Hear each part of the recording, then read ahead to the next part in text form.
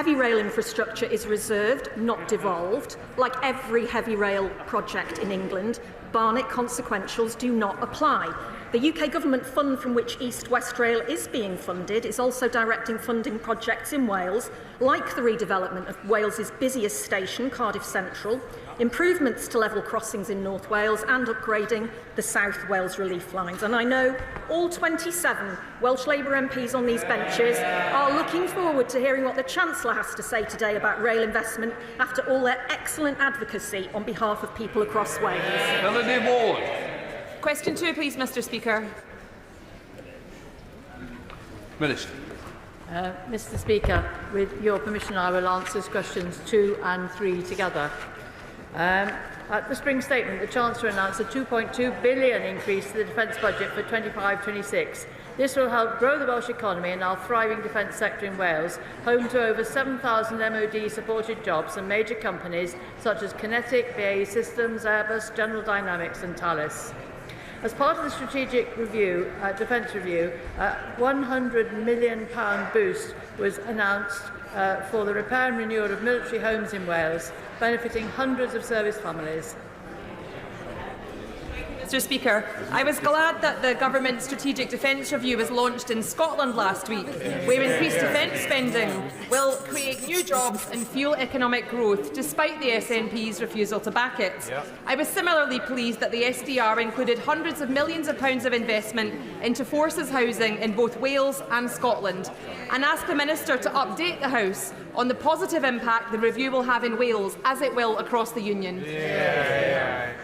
Well, indeed, I absolutely warmly welcome the £100 million boost for military homes in Wales as part of a £7 billion spend tackling the state of the armed forces accommodation in this Parliament.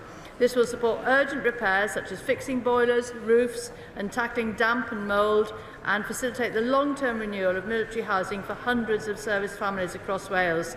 This is following our action to bring 36,000 homes on the defence estate back into public ownership, including over 700 in Wales.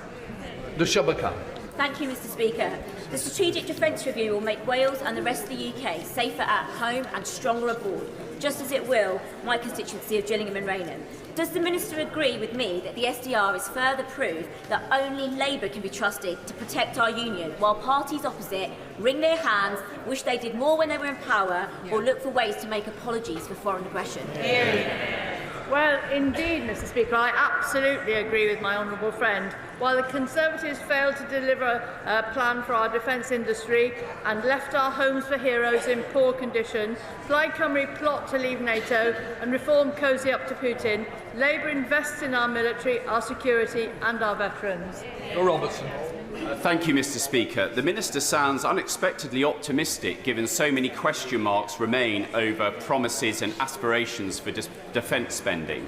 Can she confirm the impact of handing over the Chagos Islands and billions of pounds to Mauritius? Can she confirm the impact on Wales of that decision?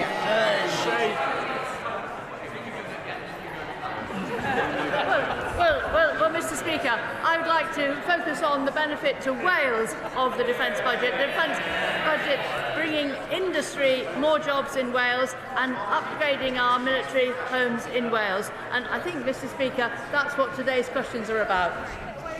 Jim Shannon on Wales. Thank you.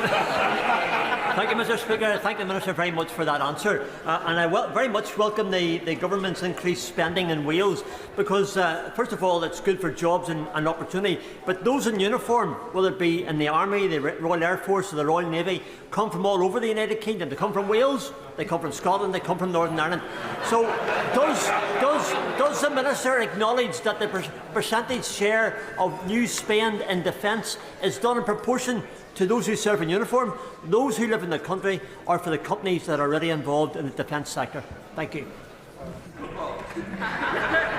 Well, Mr. Speaker, as I'm sure he knows, Northern Ireland benefits very considerably from companies like Thales bidding into that defence fund, and I know that for many, many years there have been many excellent service personnel from Northern Ireland, and I'm sure that he will be looking after them when they become veterans. Secretary of State Minns Davies. Given the precarious global affairs, Conservatives believe that our defence and defence jobs should be a #1 priority for the Labour-controlled Wales office. Major defence companies such as General Dynamics in Merthyr and Caerphilly and Takeva in Ceredigion, among others, await answers. Mr. Speaker, Plaid is a party that wants to break up the cherished union, withdraw Wales's full membership from NATO and surrender our nuclear defence system. Is this minister seriously concerned by this? And if so, will she rule out her Labour Senedd colleagues ever doing a coalition with the Nationalists in an expanded Cardiff Bay? Well, I'm sure, Mr. Speaker, that I don't need to remind the honourable lady that defence is a reserved matter. Decisions will be taken in this UK Parliament, and that it is up to the Welsh Senedd how they form a government following the elections next year. Sarah Butch. 4, please, Mr. Speaker. Secretary of State. Thank you, Mr. Speaker. We have transformed the relationship with Welsh Government, and our 2 Labour governments are delivering on the priorities of the people of Wales. Together, we've delivered a record-breaking budget settlement for the Welsh Government. NHS waiting lists have fallen 4 months in a row. Tens of thousands of new jobs have been secured through inward investment, and pay rises are helping people across Wales through the record increases to the national and living wage. Diolch yn fawr. Welsh Labour have been in power in Cardiff Bay for 26 years. In that time, Wales has fallen further and further behind its nearest neighbour in the Union in almost every key devolved area.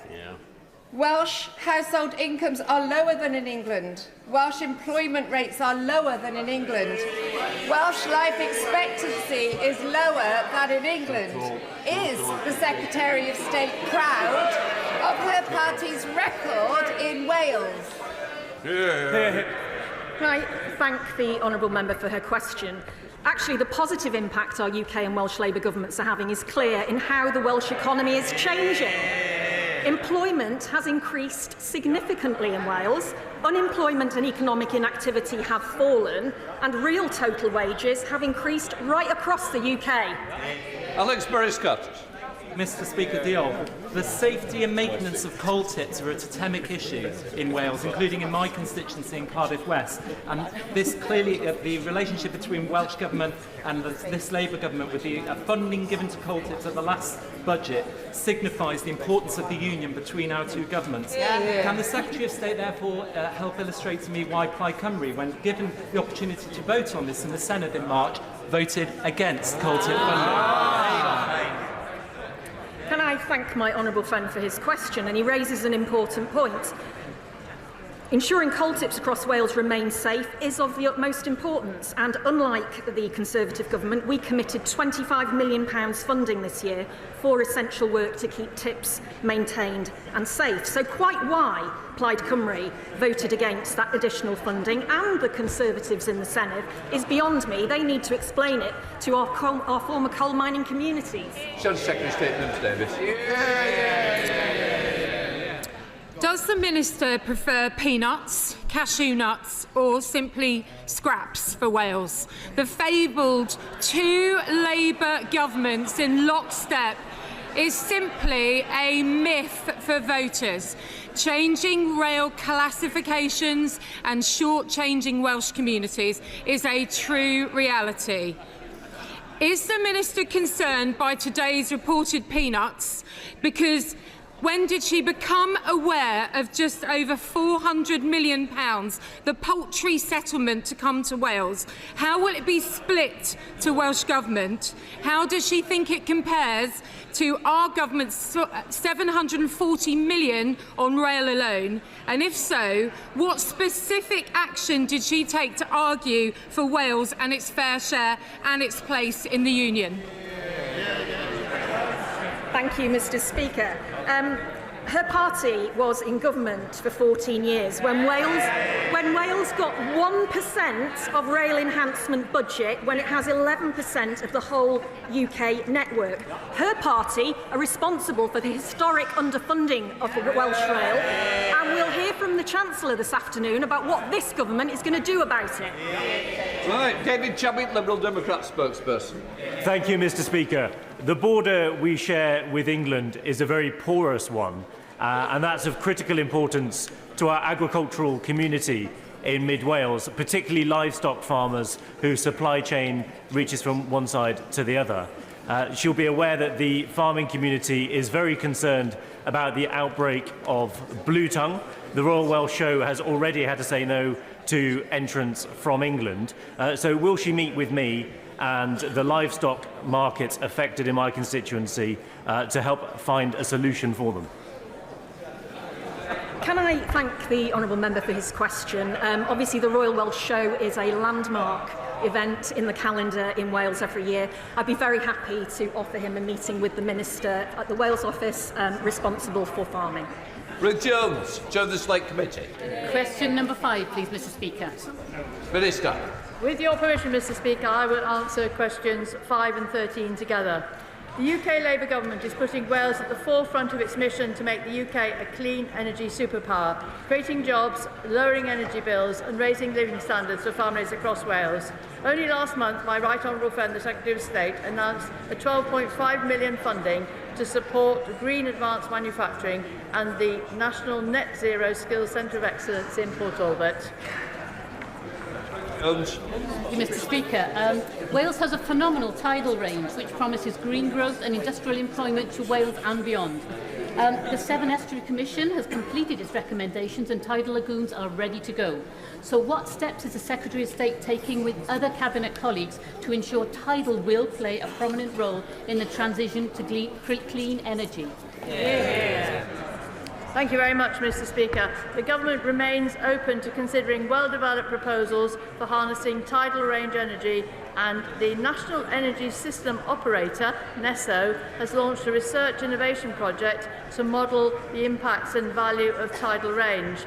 And I'm very pleased to be able to tell my honourable friend that we're expecting the report from this work tomorrow, and we will be considering its findings. More broadly, Mr. Speaker, Wales has huge potential for green jobs, and in April the Prime Minister announced a £300 million boost for Great British Energy to invest in offshore wind supply, and Wales is very well placed to benefit from this. Matt Rolder.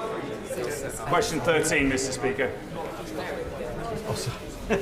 Wales has an enormous role to play in the rollout of green and clean energy, which will benefit all the residents of both Wales and the UK. Can the Minister explain the steps that she has taken to roll out this important work in Wales? Thank you. I thank my honourable friend for his question. Wales does have a huge role to play in our clean energy mission and has excellent resources and a skilled workforce. We are supporting innovative renewable technologies like the tidal stream on Anglesey and the floating offshore wind in the Celtic Sea, which has the potential to deliver up to 5,000 new jobs. Anne Davies. Mr. Llefarydd, green energy deserves green transmission. So will the Minister commit to undergrounding any new electric transmission in Wales? Well, I commend the honourable member for her campaigning on this issue, but as I'm sure that she does understand, the cost of undergrounding is very significant, and so we have said very clearly that our position is that overhead lines should generally be the starting presumption, except for in nationally designated landscapes. Mr. Speaker, people of all ages welcome Wales's role in creating a clean energy superpower in this country. But pensioners in particular, of course, had to go through last winter, freezing cold, tens of thousands more going to A&E. So will the Minister, who we all know is a very decent member of the Labour frontbench, do what the Chancellor refused to do? And apologise to those pensioners who lost that funding when they needed it most. I should just remind the House, Mr. Speaker, that we did maintain the triple lock, which gave pensioners a boost of over £400 this spring. And as he well knows, pensioners will again benefit from the winter fuel allowance. Next, please, Mr. Speaker. Mr. Speaker, with your permission, I'll answer questions 6 and 11 together. Since July, we have driven over £1.5 billion private investment into Wales, delivering hundreds and hundreds of jobs. Last month, I was delighted to welcome Knauf's Insulation's new £170 million investment in Shotton. Our Welsh free ports and investment zones will unlock further private investment and deliver tens of thousands of jobs across all 4 corners of Wales. Last month, Lloyds Bank reported a significant increase in Welsh business confidence, and our industrial strategy will provide further confidence to invest in Wales. Joanna Baxter. Thank you, Mr. Speaker. This Labour government is creating good, well-paid jobs across the whole of the UK, including in my constituency of Paisley and Renfrewshire South. Can the Secretary of State explain what she's doing in collaboration with Cabinet colleagues to make sure that these new jobs are genuinely good jobs with well-paid terms and conditions? My honourable friend is right to highlight the Labour government's record for creating hundreds of thousands of new jobs across the UK. In Wales, we have 2 Labour governments working together to create new jobs in our green industries, advanced manufacturing and more. And I hope that Scotland also gets to experience the benefit of 2 Labour governments working in partnership when the SNP are resigned to the wilderness at next year's election. Rachel Hopkins. Thank you, Mr. Speaker. The multi-billion pound deal to secure a new universal theme park in Bedfordshire is a major example of how this government is backing our crucial culture sector, creating new jobs and boosting living standards for my constituents and the wider region. Can the Secretary of State set out what the UK and Welsh Labour governments are doing to support the culture sector and create new jobs in Wales? Well, I absolutely agree with my honourable friend. There will be many people in Wales looking forward to visiting the new Universal Studios in her constituency. And in Wales, we are supporting a thriving creative industry sector, which our industrial strategy has rightly identified as providing more potential for huge economic growth in the years ahead. We've confirmed £10 million to upgrade Venue Cymru in Conwy, the largest arts centre in Wales outside Cardiff, and £5 million to fund repair works to the Newport Transporter Bridge, both of which play a crucial role in the tourism economy. Welsh governments are also investing £12 million in the Elan Valley Lakes project through the Mid-Wales Growth Deal. Thank you, Mr. Speaker, and can I thank the Minister for her answer. Job creation in Wales is vitally important. Therefore, what representation has she made on the part of businesses in Wales and indeed the rest of GB who are now being forced to no longer supply businesses in Northern Ireland because of the outrageous and unnecessary parcel border that exists in the Irish Sea? What is she doing to right the wrongs of the ongoing damage of the Protocol and the Windsor Framework to our union and our economy? She will know that this government's #1 mission is economic growth. We are creating jobs all around the country. We are building the economy. We have fixed the foundations, and we will hear more from the Chancellor this afternoon on what will happen in the years ahead. Secretary of State Nibs Davis. Turbocharging the Welsh economy. Frankly, the economy at all is vital for social mobility and prosperity. We delivered 2 Welsh investment zones, 2 free ports and over £1 billion in extra funding, and helped over 2 million women into the job market across the UK. Yet the UK and Welsh Labour governments are undoing this work.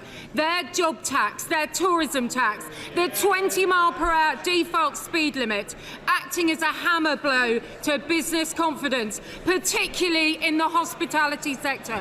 Mr. Speaker, now disgracefully, unemployment rate for young women in Wales up by 4.6%. Will the Minister join with me in calling for these damaging policies to be dropped so our young women can get into the workforce and progress?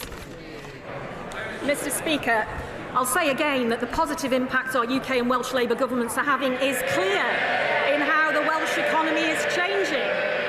Employment has increased significantly in Wales. Unemployment and economic inactivity have both fallen, and real total wages have increased across the UK.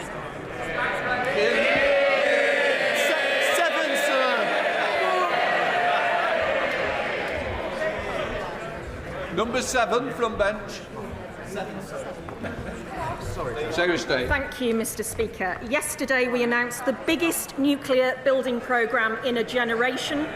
We are investing £14.2 billion to build Sizewell C, and we confirmed Rolls-Royce SMR as the preferred bidder to build the country's first small modular reactors. I met with the chair of Great British Nuclear last week to discuss how we maximise the opportunities for Wales from new nuclear projects, and I'll continue to work with the Energy Secretary and Welsh Government to ensure that Wales's supply chain and workforce benefit from this investment. Jack Rankin. Thank you, Mr. Speaker. Wales has incredible potential for next generation of nuclear, but Labour's announcement yesterday is a fraction of what is needed. Green baseload power, which stabilises our grid, enhances power generation as it has done before in Anglesey.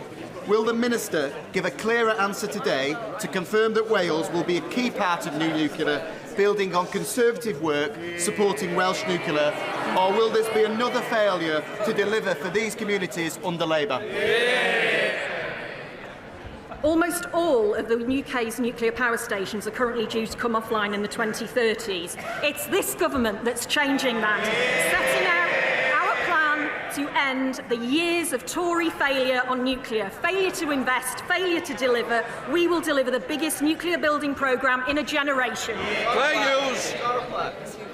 Thank you, Mr. Speaker. In 14 years, the party opposite delivered no new nuclear anywhere in the country, including in Wales. So would the Secretary of State agree with me that this Labour government is committed to delivering energy security, good jobs and lower bills for families across Wales?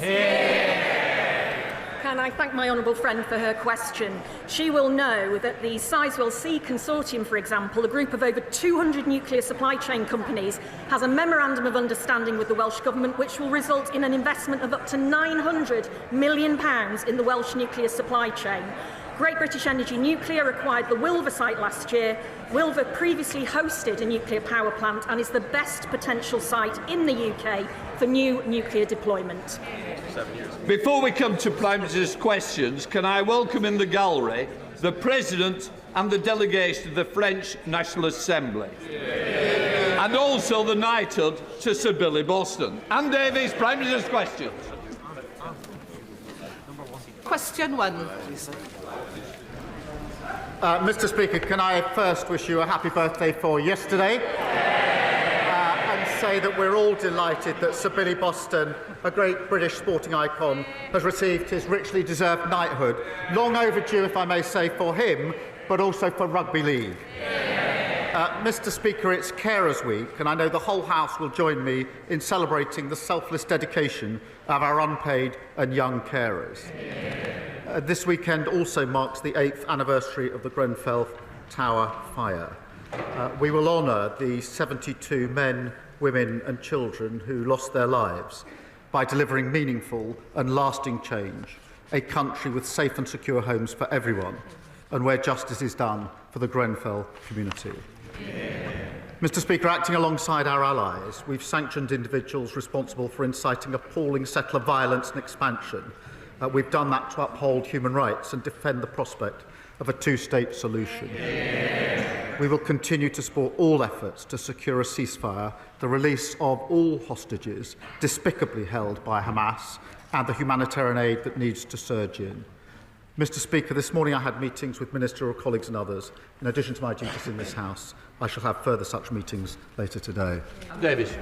Diolch, Mr Llefarydd. My constituent, Mr Michael O'Leary, was brutally murdered 5 years ago and his body was desecrated. Working alongside the honourable members for York Outer and Montgomeryshire and Glyndŵr, I've made a number of requests to discuss his and other victims' cases with ministers and to explore introducing legislation making the desecration of a body a criminal offence.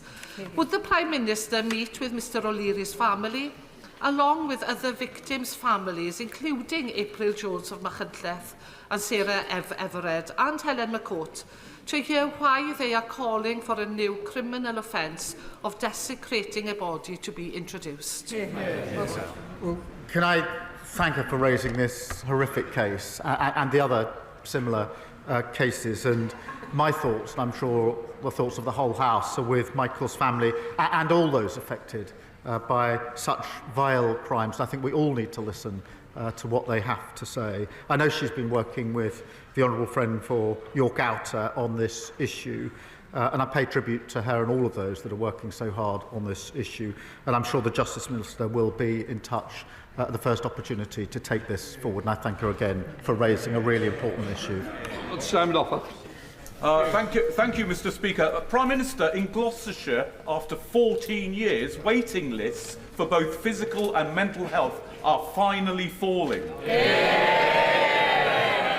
So last week I hosted a round table with young people and heard how music and arts programmes like the fantastic Gloucestershire Music Works are transforming mental health outcomes. I also chaired a panel on comedy on prescription in South by Southwest with Lou Jackson and Jonathan Pye, utilising laughter to improve well-being and reduce waiting lists. So can I ask the Prime Minister to back our campaign in creative health and urge him to go further in reducing waiting lists for all patients? Thank you.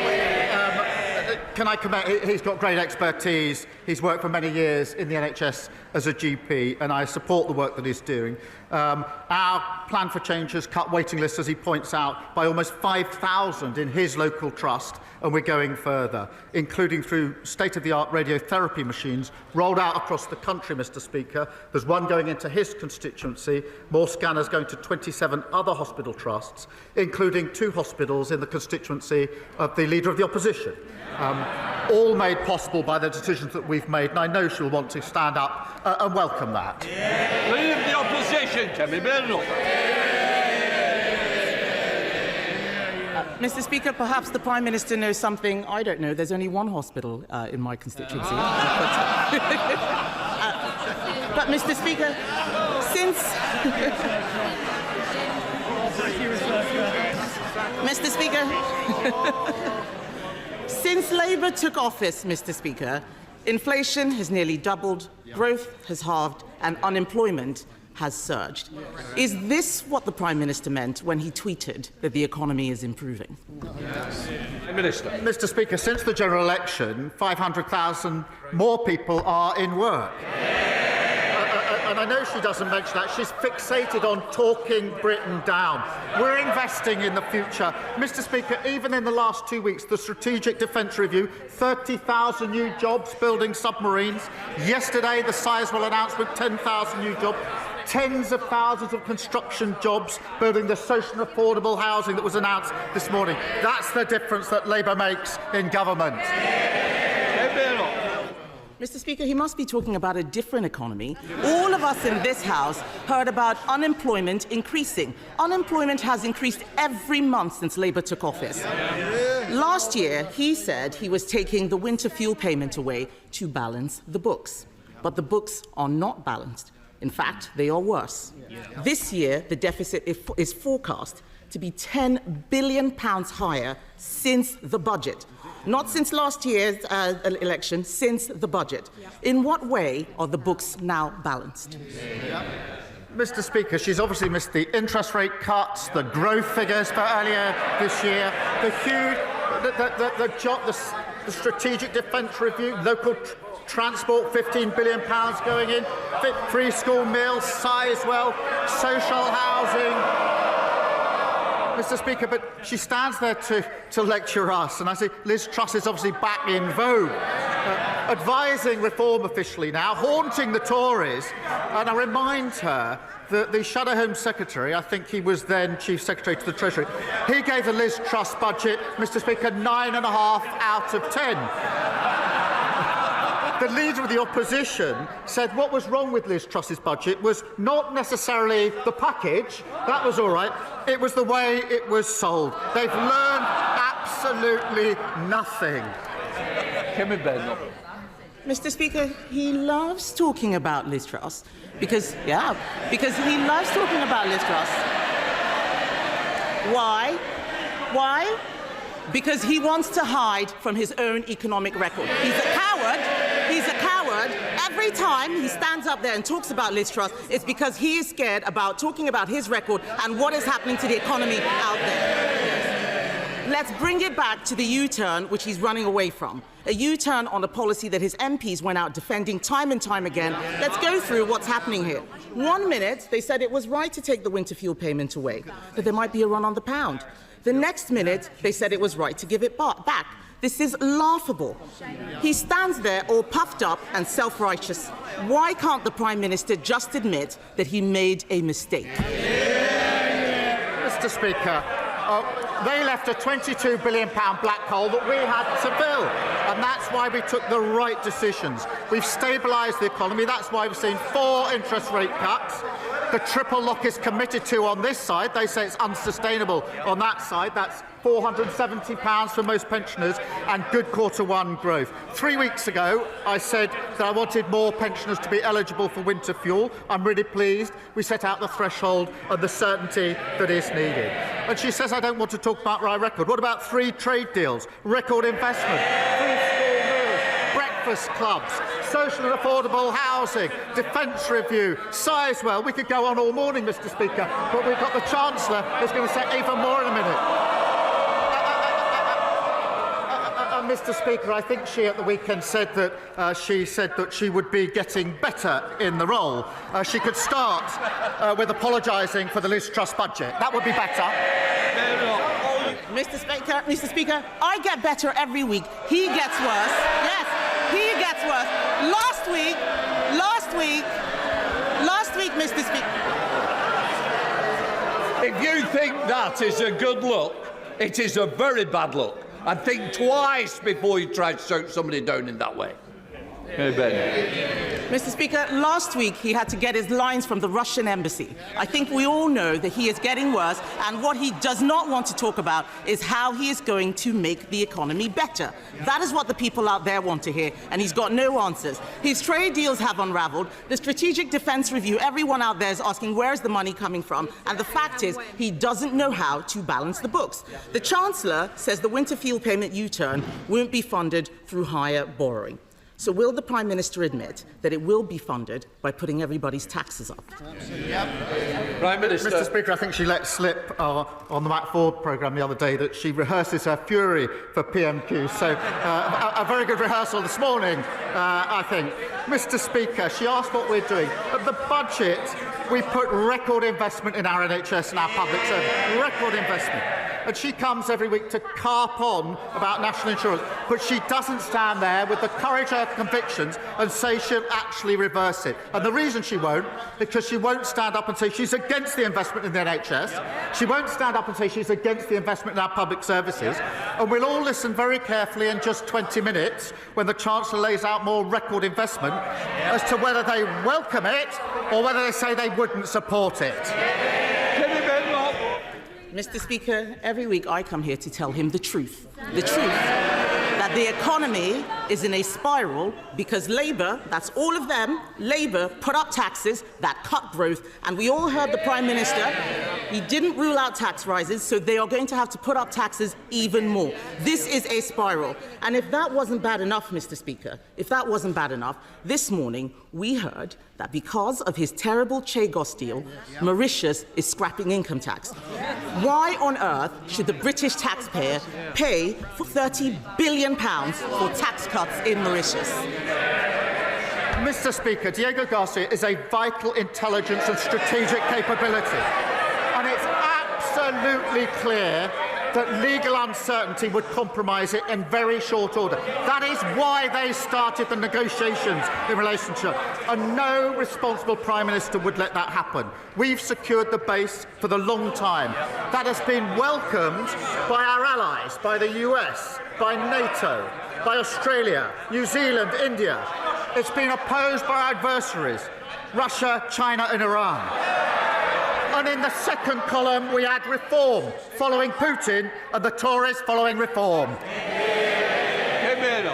Mr. Speaker, the Prime Minister knows this is nothing to do with national security, but his bad negotiating. I've had the security briefings. It was a bad deal before, and it's still a bad deal. And then in half an hour, The Chancellor is going to stand up and tell us that everything is fine. But the truth is she has made bad choices. Bad choices that mean higher inflation, bad choices that have led to lower growth, bad choices that have meant that jobs have been lost every single month since Labour came into office.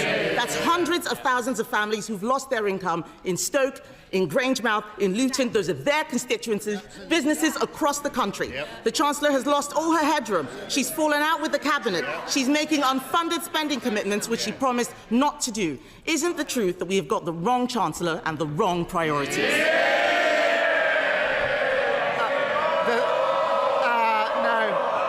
The wrong choice they made was making her Leader of the Opposition. Richard Bergen. Thank you, Mr. Speaker, and belated birthday greetings to you. Mr. Speaker, it's wrong for any Labour government. No Labour government should ever try to balance the books on the backs of disabled people.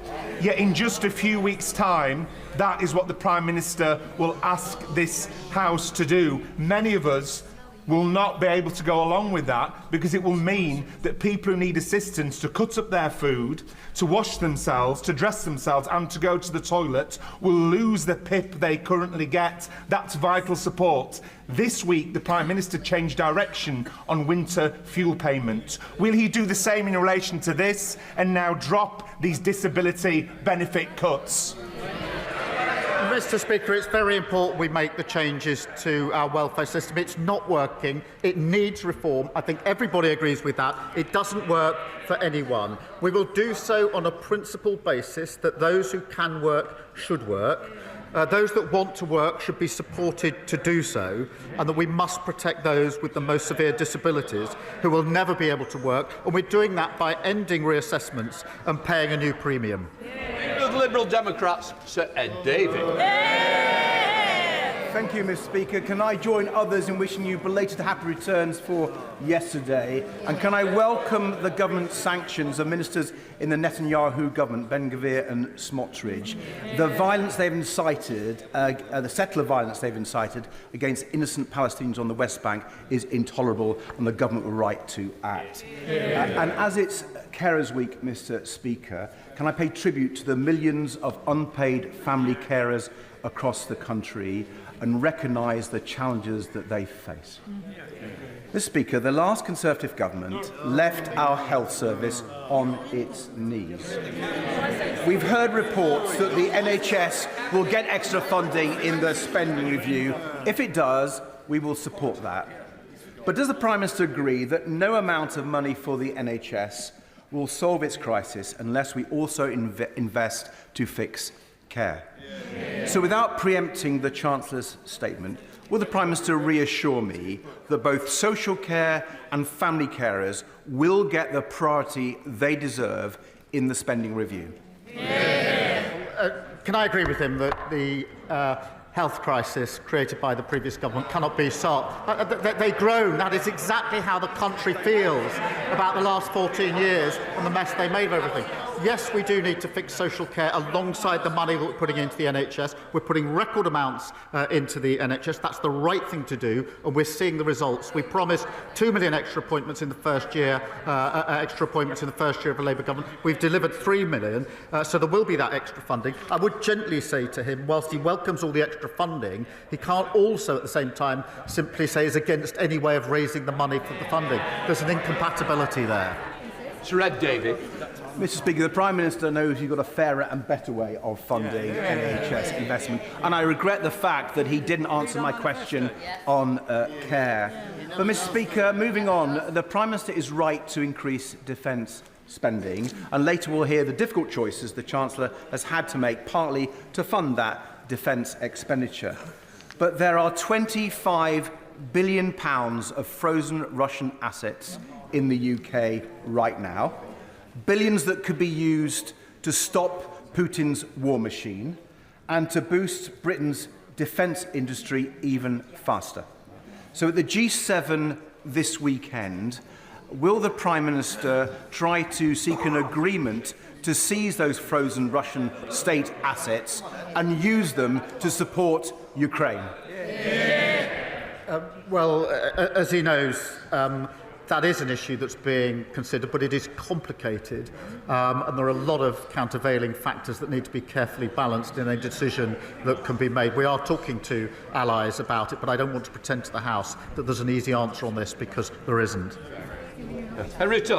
Thank you, Mr. Speaker. More jobs, cheaper bills. That was our promise on net zero.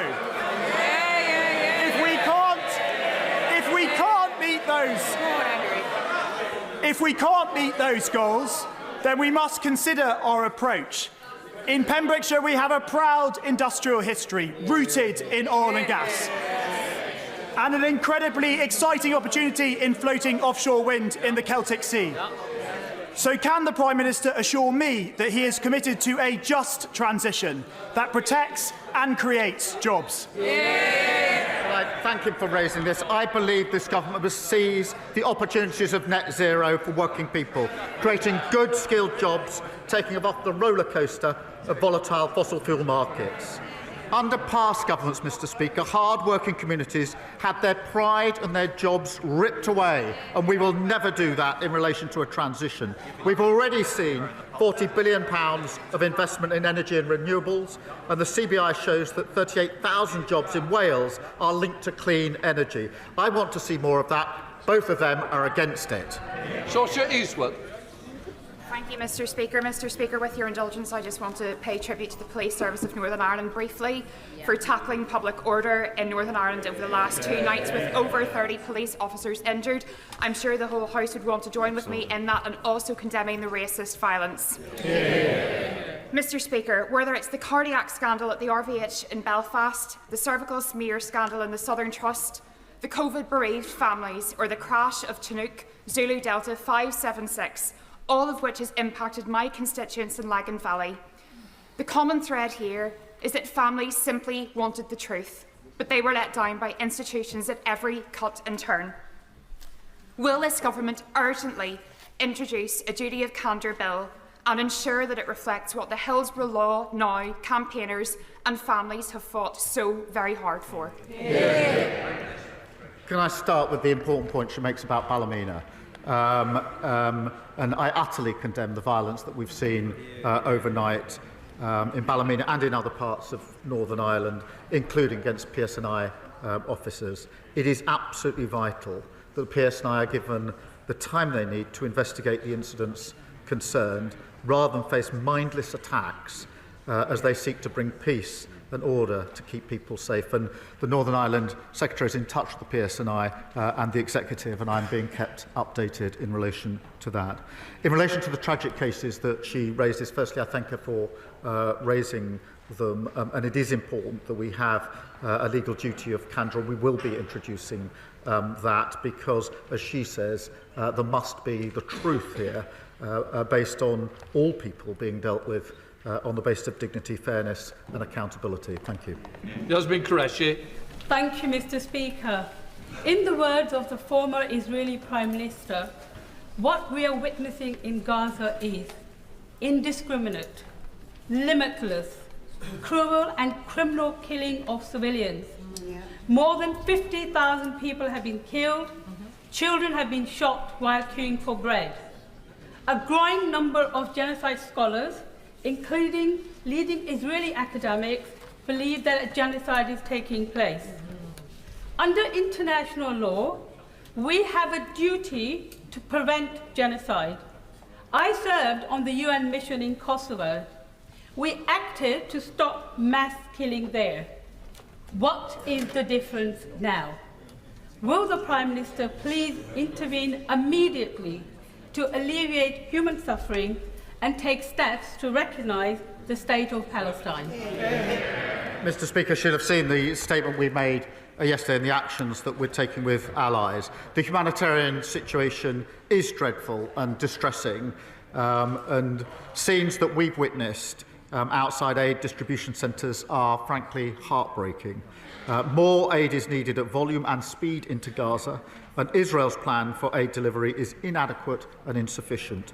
What is needed is for the UN and other agencies to deliver that aid according to well-established mechanisms. And Israel must allow this. Mr. Speaker, we are working with allies to do all that we can to make this happen, as well, of course, to get the hostages out who have been held for a very long time and a desperately needed return to a ceasefire. Alex Easton. Thank you, Mr. Speaker. Prime Minister, there are significant concerns regarding the potential job losses at Spirit Aerosystems stemming from the deal with Airbus. Would the Prime Minister agree with me and intervene to bring all the main players, including the unions, the Business Secretary and the Secretary of State for Northern Ireland, around the table to ensure these jobs are protected, especially considering the scale of the issues akin to the challenges faced by British Steel? And also, there is an issue for Northern Ireland businesses with the outworkings of the Northern Ireland Protocol and the Windsor Framework. Can the Prime Minister give me reassurances that he's working to resolve all those issues? Well, I'm grateful to him for raising this important case of Spirit Aerosystems in Northern Ireland. I know how important it is for the workforce. I've visited them myself on more than one occasion.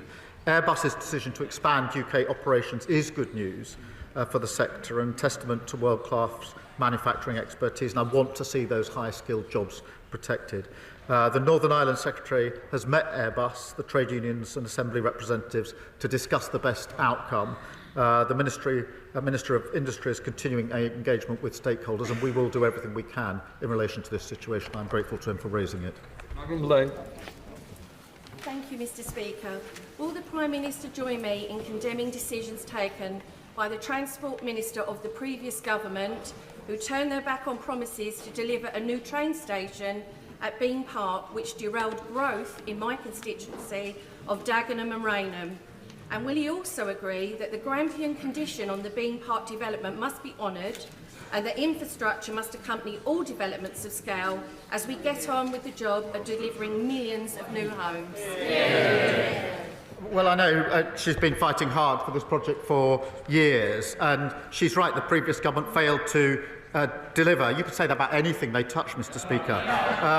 But the Rail Minister is working with the Mayor and Housing Minister to get an appropriate solution to unlock housing in the area. Mr. Speaker, we'll also bring C2C back into public ownership, improving reliability and performance and ensuring every penny is focused on better service. I imagine when I said disaster is referring to the last government. Thank you, Mr. Speaker. I've spoken with parents with children with special educational needs and disabilities, but aren't getting the support they need in school.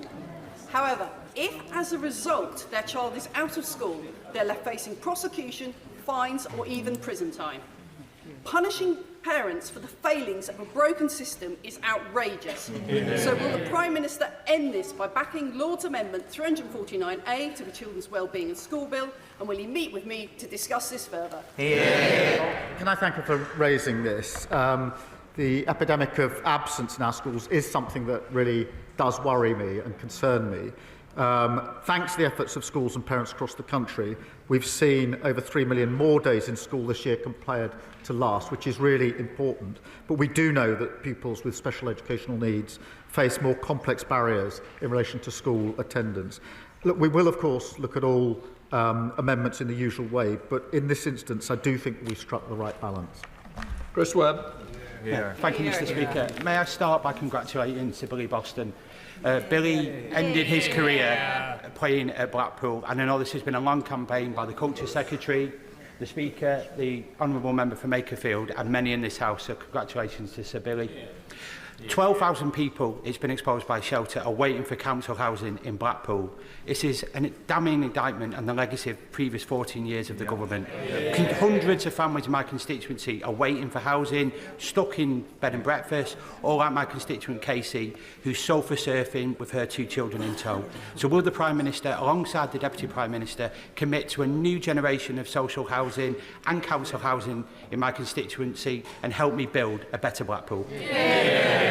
Well, can I join him on his comments about Billy Boston? I think the whole House will, Mr. Speaker. We are turning the tide on the housing crisis with the biggest investment in social and affordable housing in a generation, Mr. Speaker. The Chancellor investing £39 billion over the next 10 years, almost double what we saw under the last government. And no wonder the National Housing Federation welcomed this as transformative, saying it offers real hope to the thousands who need safe, secure and affordable homes. It is National Diabetes Week, and as someone living with type 1, as we both are, Mr. Speaker, we are more than aware of the serious complications of diabetic ketoacidosis, KDA, which, if not caught early enough, could prove fatal. Now, a quarter of children are diagnosed with type 1 diabetes when in KDA, and that could be avoided with early diagnosis. So will the Prime Minister commit to rolling out a national, universal screening programme, as seen in Italy, for type 1? Can I thank her for championing this really important issue? My late mother had diabetes, and so I know firsthand just what a struggle it can be and how important it is. Type 1 diabetes is not preventable, as she knows, but the sooner we can reach people, the sooner we can care for them. And we have a screening programme in the UK available to families across the country, and over 20,000 children have already taken part. It is really important that we continue to deliver that, but can I thank her for continuing to champion this and to raise her voice on this very important issue. Durham Pappy. Thank you, Mr. Speaker. It is crystal clear how social media and smartphones are harming our young people, with cyberbullying, addiction and exploitation absolutely rife. Governments elsewhere are taking bold action. I understand ministers are considering a 2-hour limit, but that's per app rather than per day. I know the Prime Minister takes this seriously, so can he update the House on what he wants to see happen and what action this government will take to protect our children? It is important that we take action to protect our children, and from July, Mr. Speaker, tough new rules will mean platforms must protect children in the UK from seeing harmful and violent content. We do need to look at other measures needed to create safer online experiences for young people, and we won't hesitate to take further steps. Speaker, concerning new statistics showed that delays for cancer treatment in North Norfolk are greater than the national average. Much of this relates to the struggles that we face specifically as an older rural constituency. I was elected on a promise to get our NHS back and fighting fit after the criminal damage inflicted on it by the Conservatives. Would the Prime Minister recognise that rural health services face acute and specific challenges? And can he give his word to the people of North Norfolk that the reforms and spending we need will come forward to address this?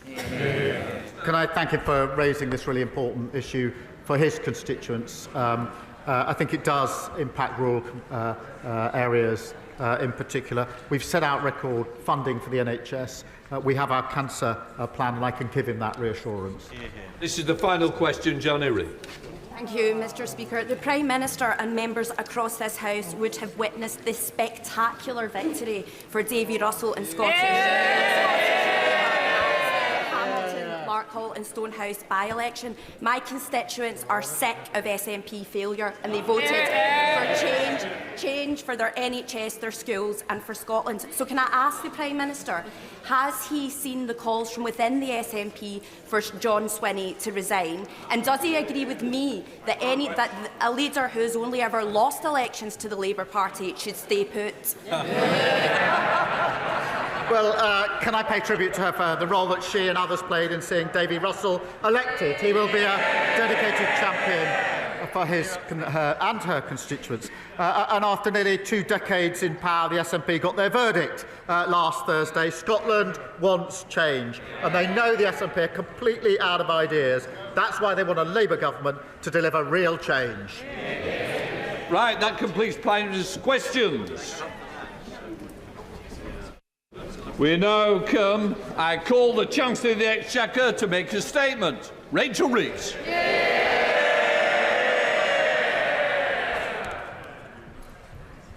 Thank you, Mr. Speaker. My driving purpose since I became Chancellor is to make working people in all parts of our country better off, to rebuild our schools and our hospitals, to invest in our economy so that everyone has the opportunity to succeed after 14 years of mismanagement and decline by the party opposite, culminating in a £22 billion black hole in the public finances. That was their legacy, and the first job I faced as Chancellor was to set it right. So at the budget last October, and again in the spring, I made the choices necessary to fix the foundations of our economy. And we wasted no time in removing the barriers to growth. The biggest overhaul of our planning system in a generation, launching Britain's first national wealth fund and reforming our pension system to unlock billions of pounds of investment into our economy. We are starting to see the results. The stability that we have provided has helped support 4 cuts in interest rates, saving hundreds of pounds a year for families with a mortgage. Real wages have grown by more in the first 10 months of this Labour government than they did in the first 10 years of Conservative government. And the latest figures show that we are the fastest economy growing in the G7. With countries around the world lining up to do business with Britain again, with new trade deals with India, the United States and with the European Union too. We are renewing Britain. But I know that too many people in too many parts of our country are yet to feel it. This government's task, my task as Chancellor, and the purpose of this spending review is to change that, to ensure that renewal is felt in people's everyday lives, in their jobs and on their high streets. The priorities of this spending review are the priorities of working people, to invest in Britain's security, in Britain's health, and to grow Britain's economy so that working people are better off. Mr. Speaker, today I am allocating the envelope I set out in the spring. I am enormously grateful to my excellent team of officials at the Treasury and to my right honourable friend, the Chief Secretary to the Treasury, for his tireless work throughout this process. Crunching the numbers, looking at the assets and the liabilities.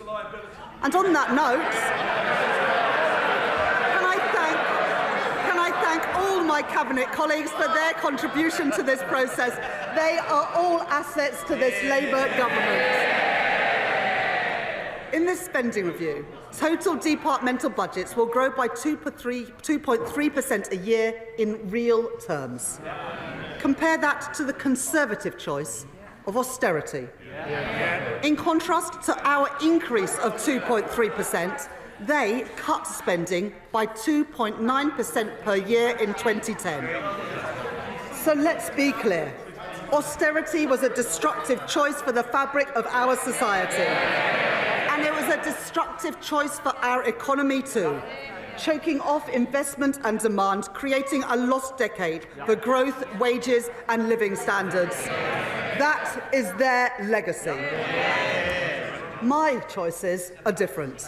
My choices are Labour choices. The choices in this spending review that are only possible because of my commitment to economic stability and to the decisions that this government has made.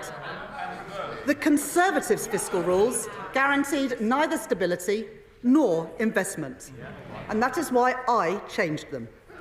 My fiscal rules are non-negotiable, and they are the foundation of stability and of investment. My first rule is for stability, that day-to-day government spending should be paid for through tax receipts.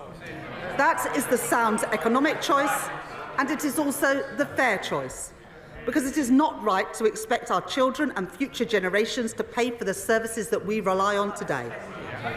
This first rule allows me, as I set out in the budget last year, to allocate £190 billion more to the day-to-day running of our public services over the course of this spending review, compared to the plans of the previous government. My second fiscal rule enables me to invest in Britain's economic renewal, while getting public debt down on a downward path. The rule has allowed me to increase public investment by over £100 billion in the autumn and a further £13 billion in the spring. Investment to rebuild our transport networks, to rebuild our defence capability, and to rebuild our energy security. In short, to grow our economy. Mr. Speaker, I've made my choices. Tough decisions, yes, for stability. Changing Britain's fiscal rules, yes, for investment. And today, delivering that investment for the renewal of Britain. Now it is a time for the parties opposite to make their choices.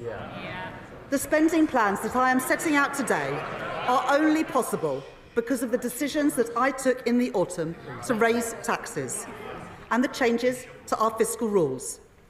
Every one of those changes was opposed by the parties opposite.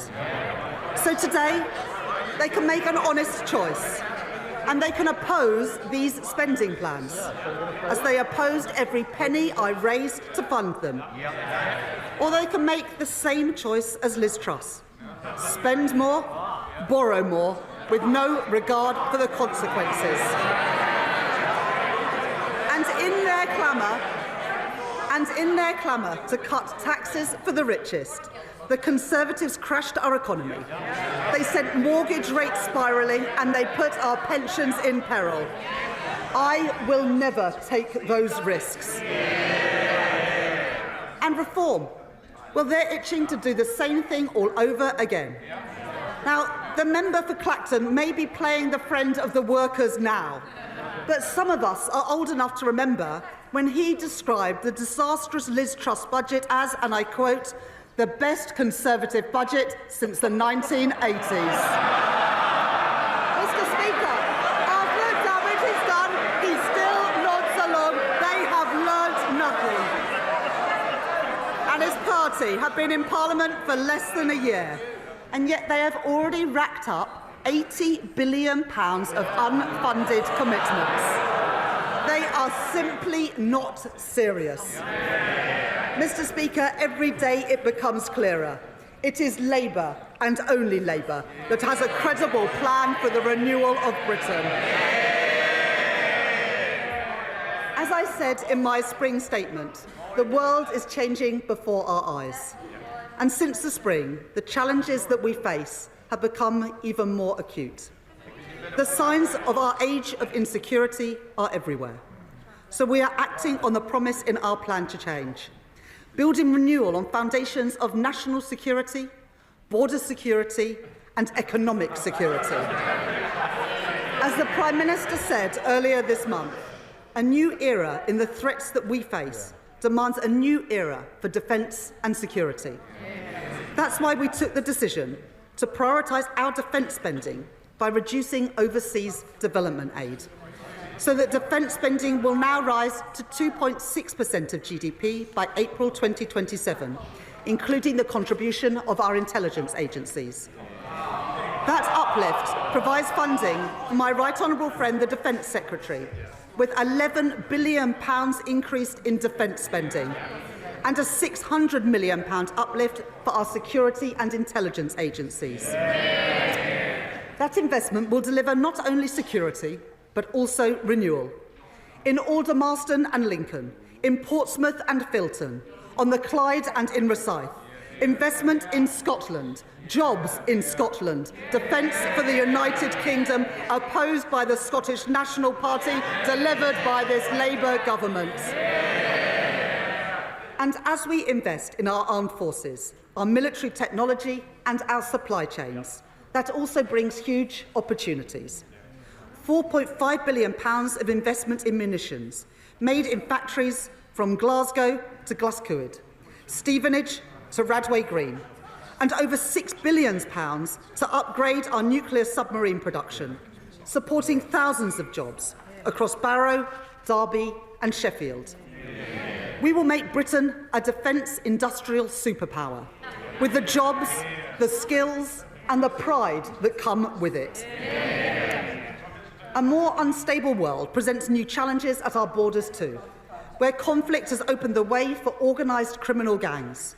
The British people rightly expect us to have control of who comes into our country. The party opposite said that they would take back control. Well, Mr. Speaker, they lost control. With one failed policy after another. No control, no security.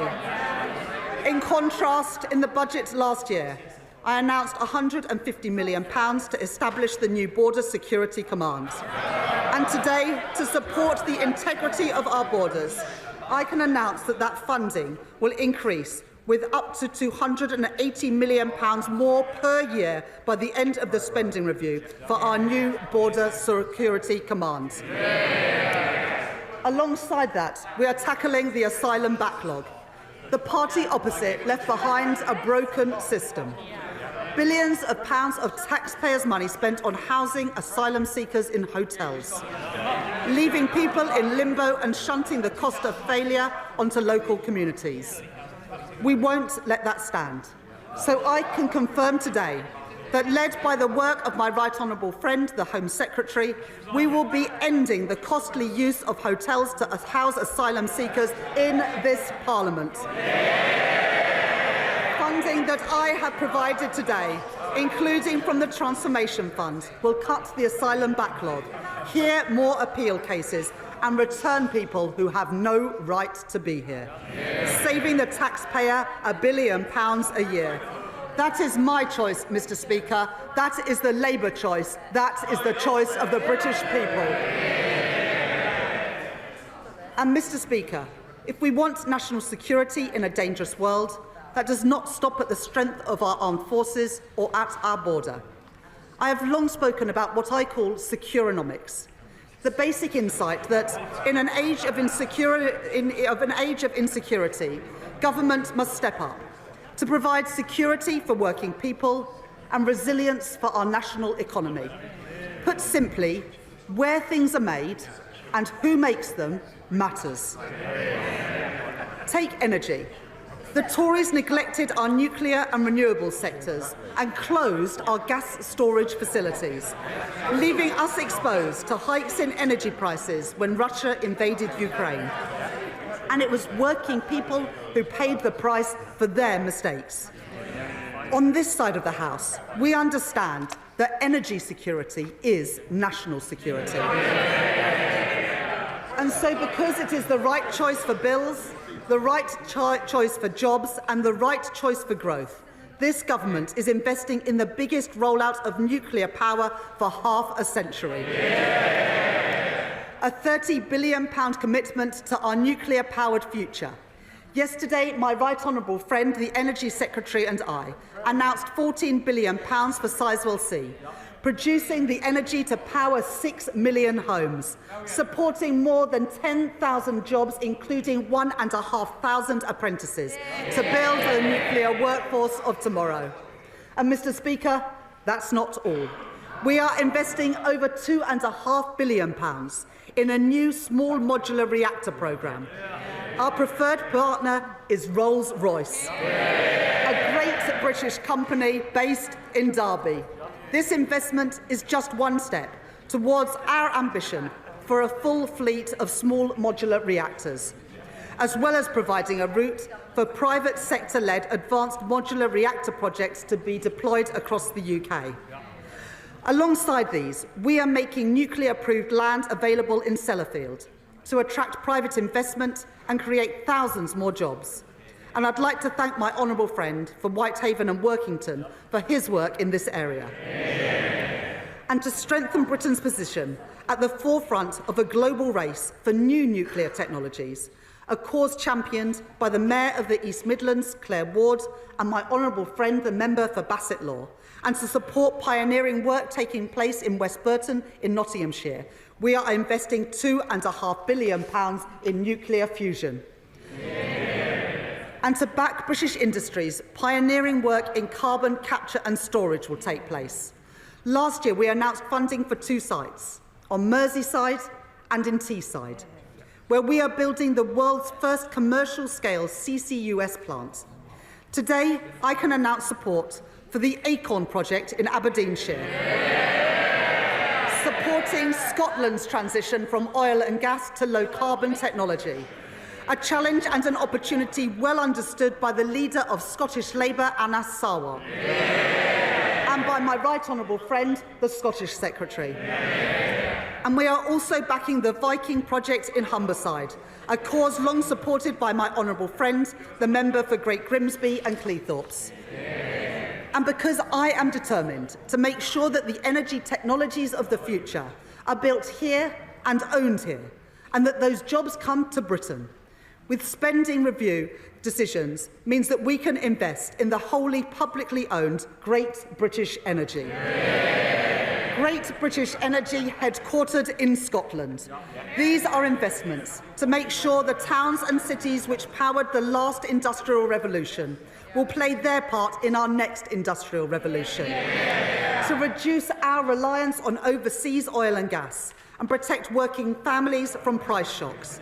A new generation of energy industries for a renewed Britain. That is my choice. That is Labour's choice. That is the choice of the British people. Economic security relies on our ability to buy, make and sell more here in Britain. In April, this government faced a choice: to let British Steel in Scunthorpe go under or to intervene. We heard representations from workers. Mr. Speaker, that choice was the choice not of the metal trader, but this Labour government. We heard representations from workers, trade unions and from my honourable friend, the member for Scunthorpe. My right honourable friend, the Business Secretary, and I were not prepared to tolerate a situation in which Britain's steel capacity was fatally undermined. We were not prepared to see another working-class community lose the pride, lose the prosperity, lose the dignity that industry provides. So we did intervene to save British steel and the jobs that come with it, and I am proud of that decision. And this government will invest in Scunthorpe's long-term future and the future of steelworks across our great country, and in a vote of confidence in our homegrown steel. Heathrow Airport, where we are backing London by backing a third runway, has signed the UK Steel Charter, a multi-billion-pound airport expansion backed by Labour, built with British steel. And as we build our train and tram lines, our military hardware and our new power stations, that will mean orders for steel made in Britain. In Sheffield Forgemasters, where we are investing in nuclear-grade steel, and in Port Talbot, where this spending review confirms the £500 million grant to Tata Steel. A future for British-made steel, and a proud future for Britain's steel communities. Things built to last, built here in Britain. That is my choice. That is Labour's choice. That is the choice of the British people. This Labour government is backing British business. There will be more to come in the weeks ahead with our 10-year infrastructure strategy and our modern industrial strategy too. A plan drawn up in partnership with businesses and trade unions. And when I speak to business people and entrepreneurs about what they need to succeed, they say they need the chance to innovate. They need access to finance. They need a deep pool of talent. We have heard that message, and so today we are taking action. First, innovation, a great British strength. Our universities are world-leading, and we are proud of them. We want our high-tech industries in Britain today to continue to lead the world in the years to come, in car production, in aerospace and in life sciences. So we are backing our innovators, backing our researchers and backing our entrepreneurs, with R&D funding rising to a record high of £22 billion per year by the end of the spending review. And because homegrown AI has the potential to solve diverse and daunting challenges, as well as the opportunity for good jobs and investment here in Britain, I am announcing £2 billion to back this government's AI action plan, overseen by my right honourable friend, the Secretary of State for Science and Technology. And second, to champion those small businesses seeking access to finance as they look to grow, I am increasing the financial firepower of the British Business Bank. A two-thirds increase in its investments, increasing its overall financial capacity to £25.6 billion to help pioneering businesses start up and to scale up, backing Britain's entrepreneurs, backing Britain's wealth creators. And third, as we invest, if we are to thrive in the industries of the future, we must give our young people the skills that they need to contribute to our national success. As scientists, engineers and designers, as builders, welders and electricians. I know the ambition, the drive and the potential of our young people. And it cannot be right that too often those ambitions and that potential are stifled. When young people who want training find courses are oversubscribed and are turned away at the door, forcing growing businesses eager to recruit to look elsewhere. Potential wasted and enterprise frustrated. So today I am providing record investment for training and upskilling. £1.2 billion a year by the end of the spending review to support over 1 million young people into training and apprenticeships so that their potential, their drive and their ambition is frustrated no longer. And on the subject of skills, Mr. Speaker, we should all recognise the Leader of the Opposition's own commitment to lifelong learning. At the weekend, she promised to learn and to get better on the job. Well, I am sure that members on the benches opposite will be supporting her in that endeavour. Good luck with that. As we build a strong and secure and resilient economy, working people must feel the benefits. That starts with the security of a proper home. Our planning reforms have opened up the opportunity to build. Now we must act to make the most of those opportunities. And a plan to match the scale of the housing crisis must include social housing. Neglected for too many decades, but not by this Labour government. And so, led by my right honourable friend, the Deputy Prime Minister, we are taking action. I am proud to announce the biggest cash injection into social and affordable housing in 50 years.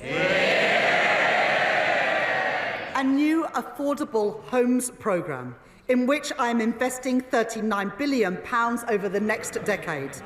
Direct government funding to support house building, especially for social rent. And I am pleased to report that towns and cities, including Blackpool, Preston, Sheffield and Swindon, have already had plans to bring forward bids to build those homes in their communities. And I have gone further. Mr. Speaker, last autumn, I enabled greater use of financial transactions to support investment in our infrastructure, alongside strict guardrails that ensure that money is spent wisely through our public financial institutions. And so, in line with that commitment, I am providing an additional £10 billion for financial investments, including to be delivered through Homes England, to crowd in private investment and unlock hundreds of thousands more homes. Homes built by a Labour government, homes built for working people. But, Mr. Speaker, it is no good investing in new skills, new jobs and new homes if they are not properly connected.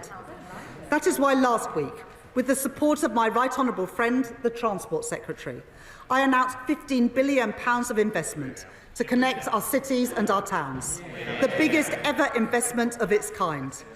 Investments in buses in Rochdale, train stations in Merseyside and Middlesbrough, mass transit in West Yorkshire, and metro extensions in Birmingham, in Tyne Wear and in Stockport. And alongside that, we are backing Doncaster Airport. Today, I am announcing a 4-year settlement for Transport for London to provide certainty and stability for our largest local transport network to plan for the future.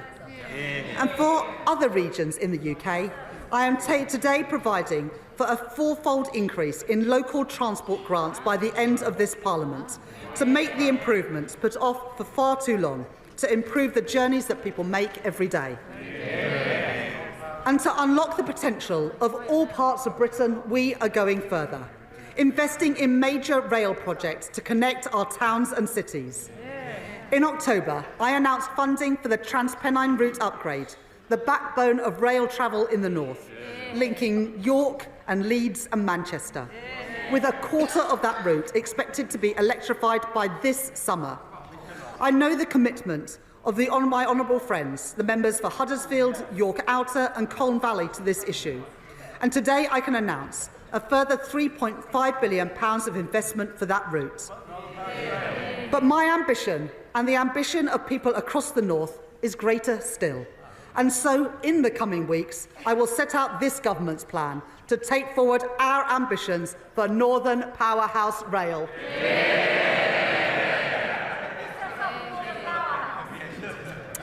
I have also heard the representations of my honourable friends, the members for Milton Keynes North, Milton Keynes Central and Buckingham and Bletchley.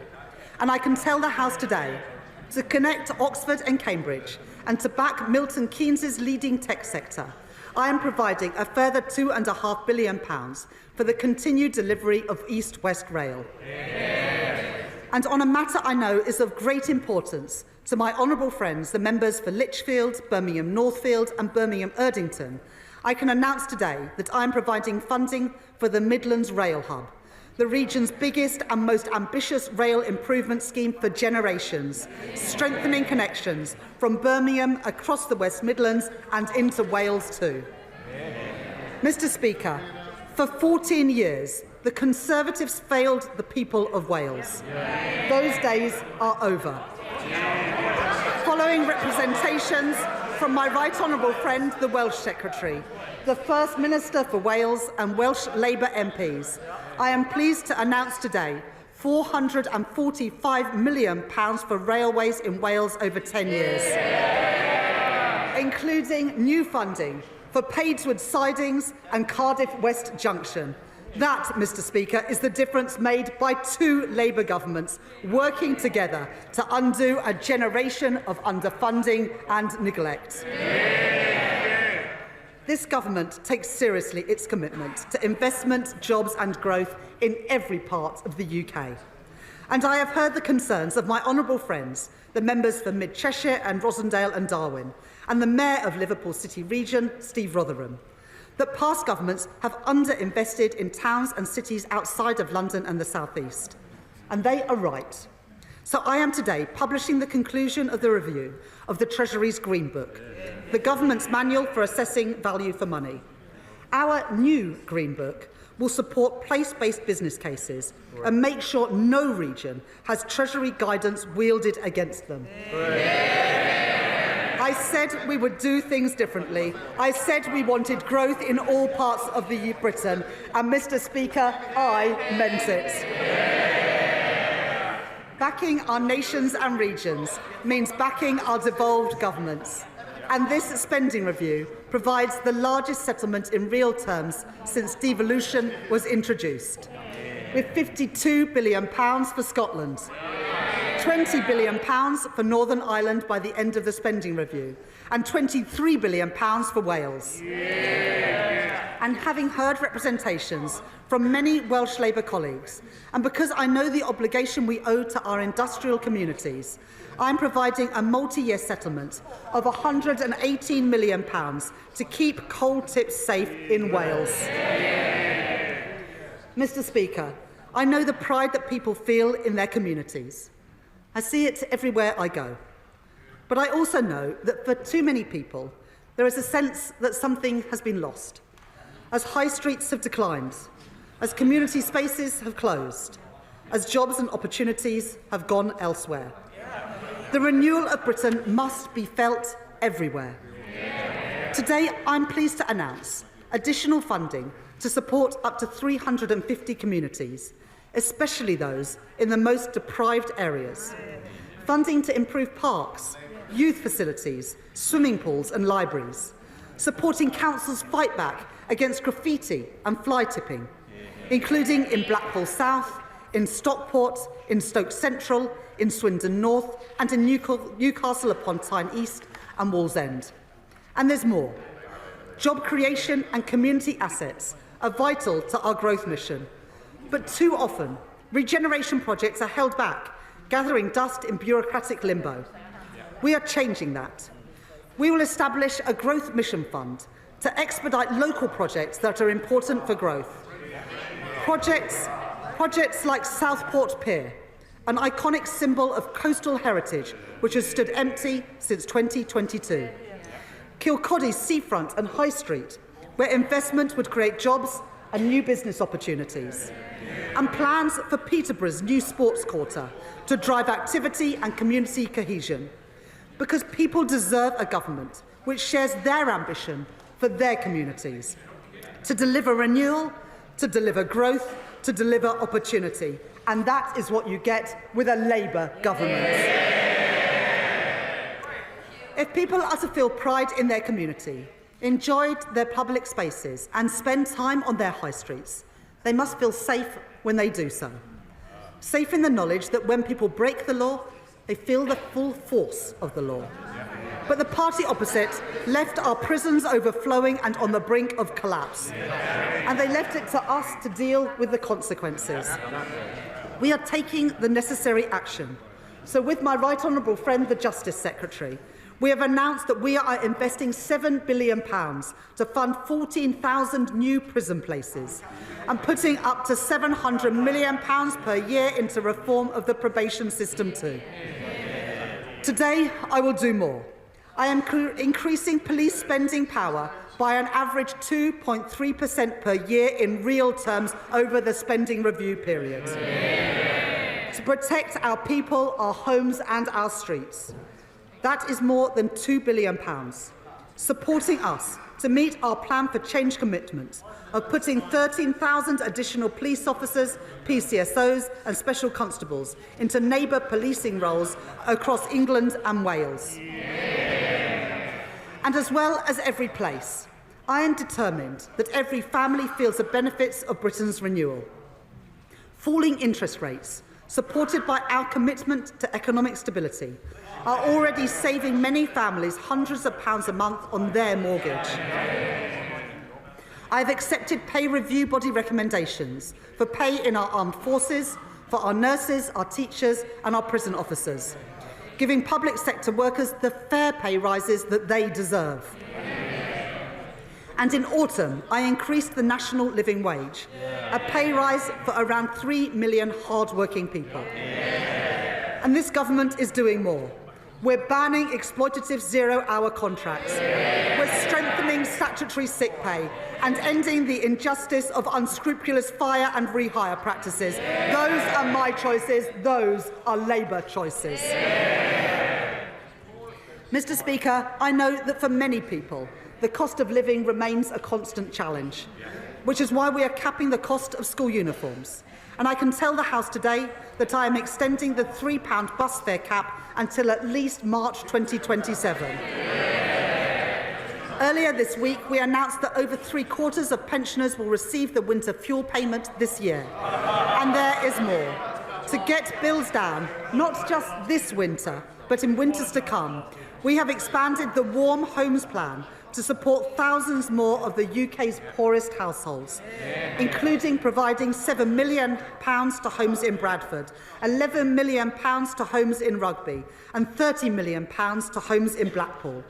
And today I can announce that I will deliver in full our manifesto commitment to upgrade millions of homes, saving families and pensioners across the country up to £600 each and every year off their bills. I am determined to do everything in my power to put more money in people's pockets, to give people security and control in their lives, to make working people better off, and to show them that this government, this Labour government, is on their side. Mr. Speaker, taxpayers work hard for their money, and they expect their government to spend their money with care. So for the first time in 18 years, this government has run a zero-based review, a line-by-line assessment of what government spends, something that the Tories didn't bother to do in 14 years. And as a result of that work, and of our wider drive for efficiencies, led by my right honourable friend, the Chancellor of the Duchy of Lancaster, in this spending review, I have found savings. From the closure and sale of government buildings and land, cutting back office costs and reducing consultancy spend, all which the previous government failed to do. Reforms that will make public services more efficient, more productive and more focused on the user. I have been relentless in driving out inefficiencies. I will be relentless in cutting out waste, with every single penny reinvested back into our public services. Mr. Speaker, I joined the Labour Party almost 30 years ago because I knew that the Conservative Party, when I grew up, didn't care much about schools like mine or the kids I grew up with. I joined because I believe that every young person should have the equal chance to succeed, no matter where they come from, no matter what their parents do. I believe that just as strongly today as I did then. That is why at the budget last autumn, I ended the tax loophole which exempted private schools from VAT and business rates. And I put that money where it belongs, into helping the 93% of children in our state schools. Mr. Speaker, they oppose money for their local state schools, and I will always prioritise them. That was my choice. That is the Labour choice. And because of the decisions that we made in this spending review, and working with my right honourable friend, the Education Secretary, last week this government announced that free school meals will be extended to over 500,000 more children. That policy alone will lift 100,000 children out of poverty. Children in schools from Tower Hamlets to Sunderland and from Swansea to Bridgend. Last year at Labour Party conference, I was proud to announce the first steps in our plan to deliver breakfast clubs for every child, with an initial rollout to the first 750 schools. And we will continue with that national rollout as part of our manifesto commitment, so that no child goes hungry and every child can have the best chance to thrive and succeed. Yeah. And because I know that a good start in life does not just start at school, I can also announce £370 million for school-based nurseries, to put us firmly on track to meet our plan for change commitment for a record number of children being school-ready. And for children's social care, to break the dangerous cycle of late intervention and low-quality care, I am providing £555 million of transformation funding over the spending review period, so that children do not go needlessly into care when they could stay at home. Yeah. And for children where state intervention is necessary, better care and better outcomes. Yeah. And last week I was pleased to announce, with my right honourable friend, the Culture Secretary, that more than £130 million from the Dormant Assets Scheme with the financial services sector will be allocated to fund facilities for our young people, to give every child the chance to take part in music, sport and in drama, to fund libraries in our schools, so that the confidence and the opportunity that those resources open up are no longer the preserve of the privileged few. Those are my choices. They are Labour choices, and they are the choices of the British people. Overall, I am providing a cash uplift of over £4.5 billion a year for additional funding in the core schools budget by the end of the spending review, backing our teachers and backing our kids. Mr. Speaker, people who went to ordinary comprehensives in the 80s and 90s are all too familiar with the experience of being taught in temporary classrooms.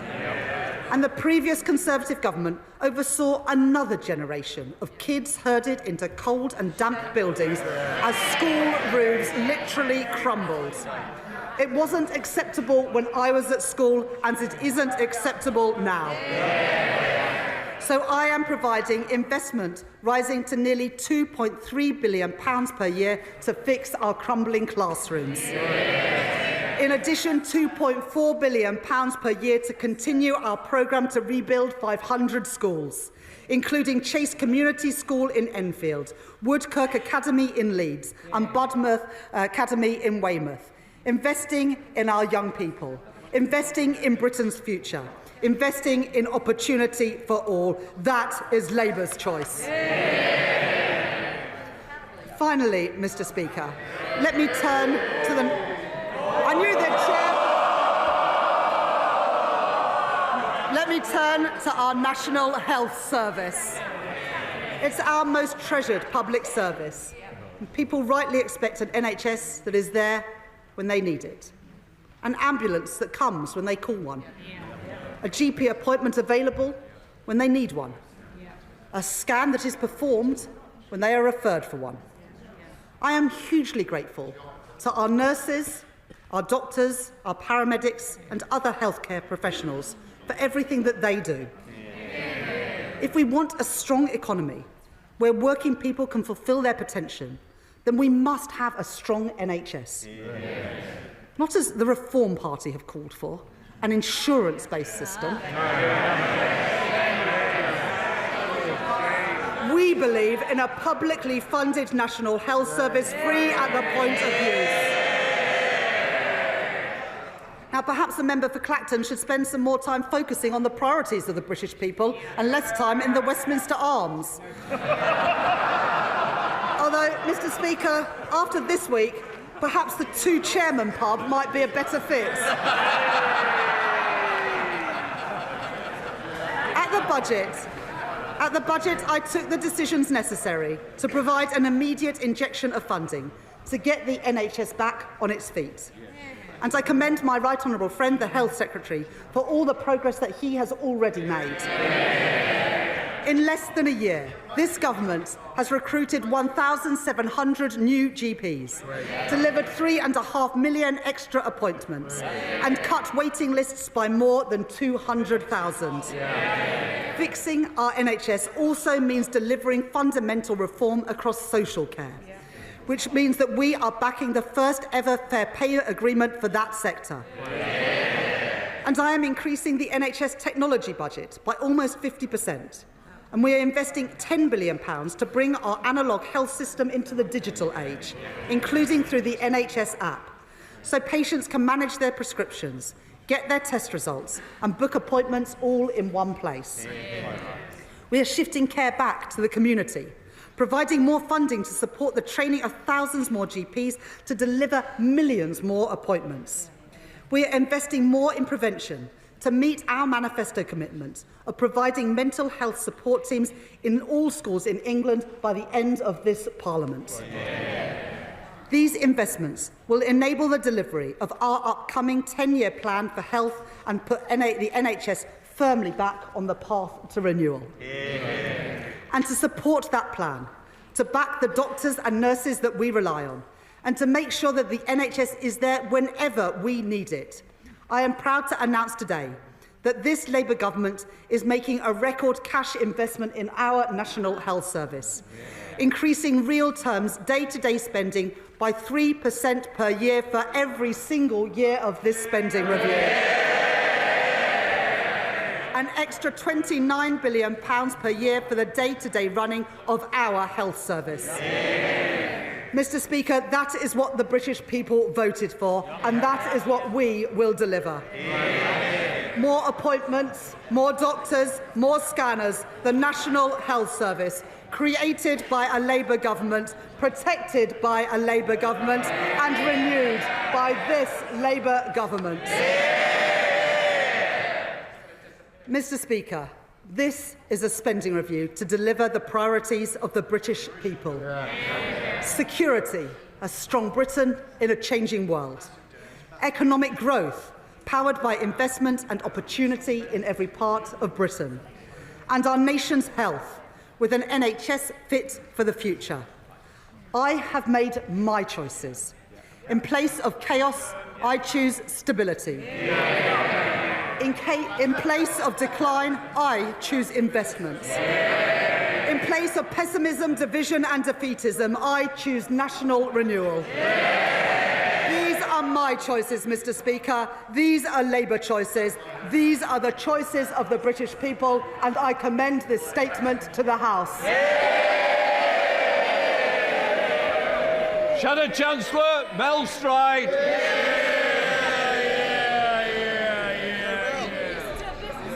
Mr. Speaker, this spending review is not worth the paper that it is written on, because the Chancellor has completely lost control. This is the spend now, tax later review. Because the right honourable lady knows she will need to come back here in the autumn with yet more taxes, and a cruel summer of speculation awaits. How can we possibly take this Chancellor seriously after the chaos of the last 12 months? We were assured, Mr. Speaker, we were assured at the election that Labour's plans involved barely any additional spending or borrowing.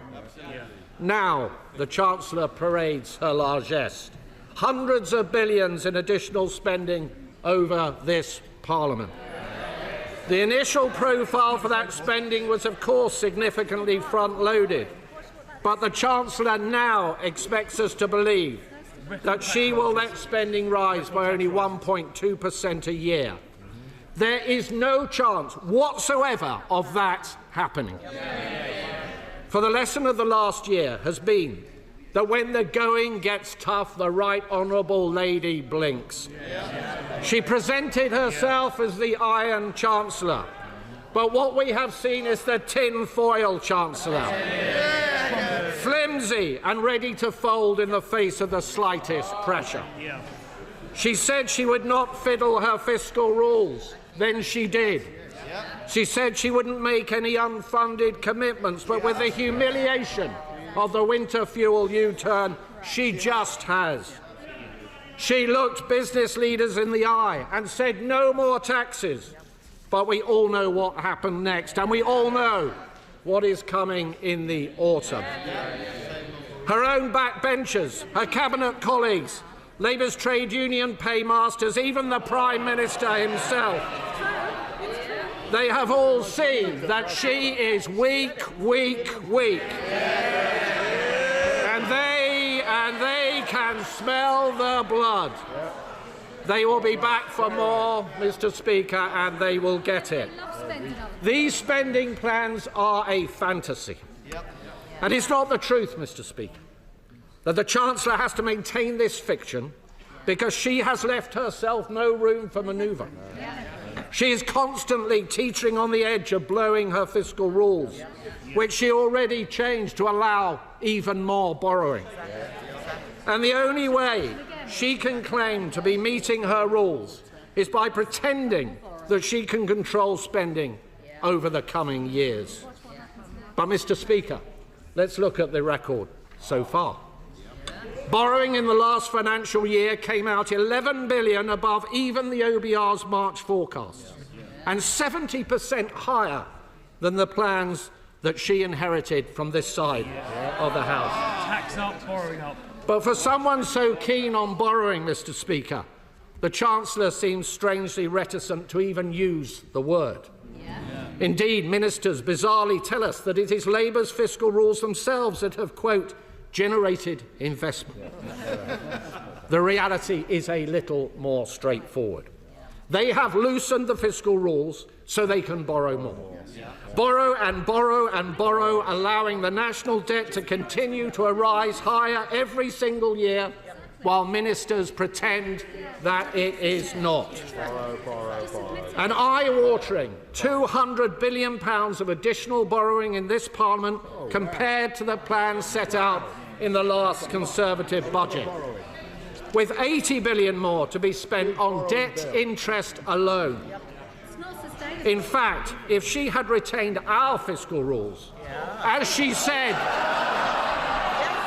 they may laugh, Mr. Speaker. If she had retained our fiscal rules, as she said she would before the election,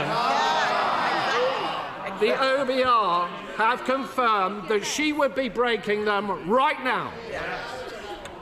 Mr. Speaker, our country is now vulnerable to even the smallest changes in the bond markets.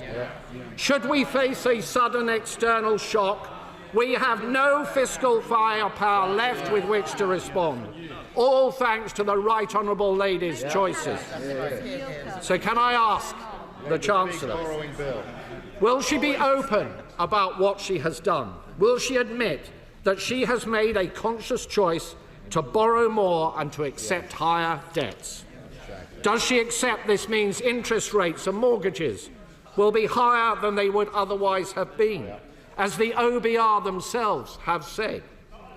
And given she continues to claim that she has brought stability to the public finances, can I ask her what on earth her definition of stability is? And, Mr. Speaker, the Chancellor must be delighted that she does not have to face a new OBR forecast today.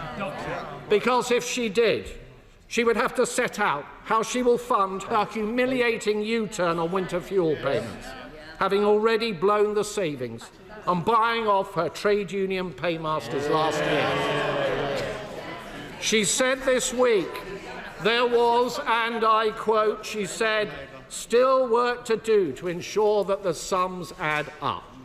Hardly reassuring from the person in charge of the nation's finances, Mr. Speaker. You don't need to have worked at the Bank of England for a decade to know that that pitiful utterance is unlikely to soothe the markets. So can the Chancellor confirm categorically that there will be no additional borrowing to pay for this chaotic reversal? And if this is the case, can she explain how on earth it can be paid for without raising taxes?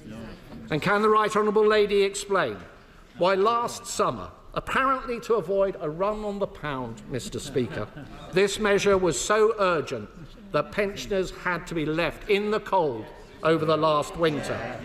What exactly has changed? Because it certainly hasn't been made possible by an improvement in the economy or the public finances, which the IFS said this week are both in a worse state now than when Labour came into office. And if we had an OBR forecast, we might also get some answers on how the government intends to find £3.5 billion to abolish the two-child benefit cap, which we are led to believe is imminent. Another addition to the ballooning welfare bill, another expensive surrender to the Labour left. And we would certainly get the OBR's assessment of the economic outlook following the tariffs. Changes the Right Honourable Lady knew full well were coming.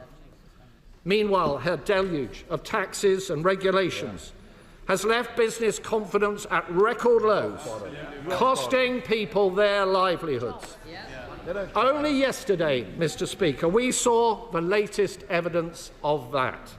Figures for last month show the number of people on payrolls fell by more than 100,000, after already falling by 55,000 in April. Unemployment is up by more than 10% since Labour came to office. The Right Honourable Lady may trumpet extra spending today, but is not the simple truth that she has trashed the economy and left no contingency in the face of a highly volatile global outlook? It's not the reality, Mr. Speaker, that the Chancellor knows she will have to come back in the autumn with more tax rises to fund these plans? Or can she assure us right now that this is not the case? Yes or no? We know that the Deputy Prime Minister has helpfully provided her with an entire brochure of tax rises that she will no doubt be perusing over the summer.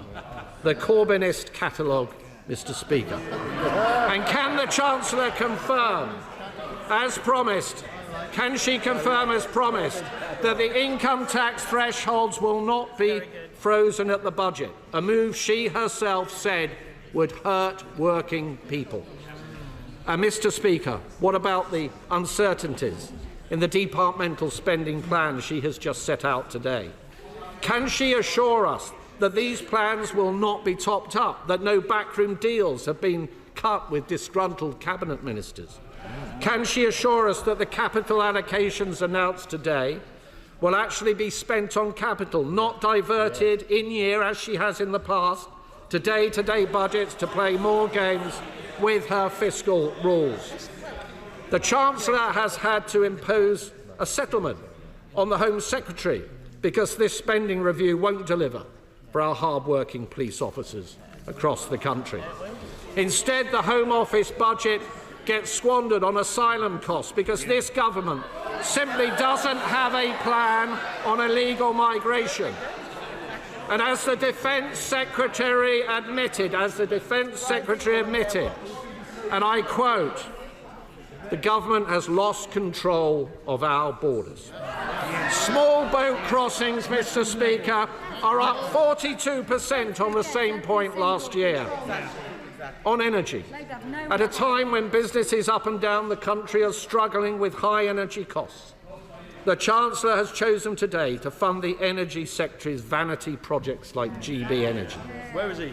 And while we welcome the announcements on expanding nuclear capacity, the scale of ambition is a downgrade on the commitments made previously on this side of the House. Mr. Speaker, the party opposite barely mentioned farming in their manifesto. And now we know why. It's not enough to have hit the farmers in our country with a family farm tax. Today, what we see in black and white is a choice to make further cuts to the vital grants on which many farmers rely. A huge betrayal of our farming communities, and something which many of her MPs in rural areas will have to go back to their constituencies later this week to explain. And on defence, we will always welcome any additional investment in our armed forces and capability. But there isn't any. Though I note, Madam Deputy Speaker, nothing was said about when 3% will be achieved. No squeak. All we heard was that in the intelligence service spending was to be included in defence spending to flatter the numbers. We left the party opposite a fully funded plan, which they didn't over for a year. But now, what we get is the Chancellor's own black hole on defence spending, the lack of a timeline on when we will achieve the 3%. Instead, we get a £30 billion bill for the Chagos surrender, money which should go to our brave armed forces, rather than is being reported funding lower taxation in Mauritius. The first tax cuts for which this Chancellor has ever been responsible are in Mauritius. Mr. Speaker, we would have made different choices. We would not have killed growth with huge tax rises and new regulations. We would not have talked down our economy and the great businesses up and down our country. We would be focusing on efficiency and productivity in the public sector and not handing out pay rises with no strings attached. And we would be getting a grip on welfare. Labour cancelled our plans for fundamental reform to health and disability benefits that would have seen 450,000 fewer people on long-term sickness benefits. That is a disgrace. And instead of proper reforms to PIP, their own plans are a rushed cost-cutting exercise, so rushed they even had to change them after they had announced them. And their own backbenchers are in full revolt. Yet again, they talk tough, but there is no substance. The Right Honourable Lady has no grip. She has no clue. The markets and the public see a Chancellor completely out of her depth.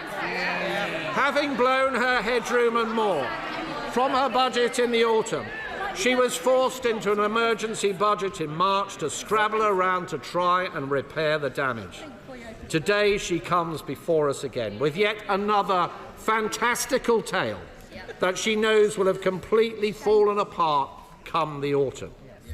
So we are not left with stronger foundations, as the Right Honourable Lady would have us believe, but rather another dose of that hallmark for which her actions have made her so renowned: uncertainty and failure. And so there she sits, Mr. Speaker, powerless to resist her disillusioned MPs and her panicking Prime Minister. Like a cork on the tide, the drumbeat for U-turns pounding in her ears. Yet her tone today suggests that all is well. The sunlit up uplands await. What a hopeless conceit, a masterclass in delusion. Inflation is up, unemployment is up, growth is marked down, business and households are hurting, investors are fleeing in their droves. The bond market vigilantes circle. And here we have the Chancellor, who refuses to listen. Not only tinfoil, but tin-eared too. And let me be clear, Mr. Speaker. It is working people and businesses who will pay the price come the autumn, with yet more taxes to pay for her weakness and her failures. Mr. Speaker, we cannot afford this spending review. And for many, the growing conclusion is that we cannot afford this Chancellor. Chancellor the Exchequer.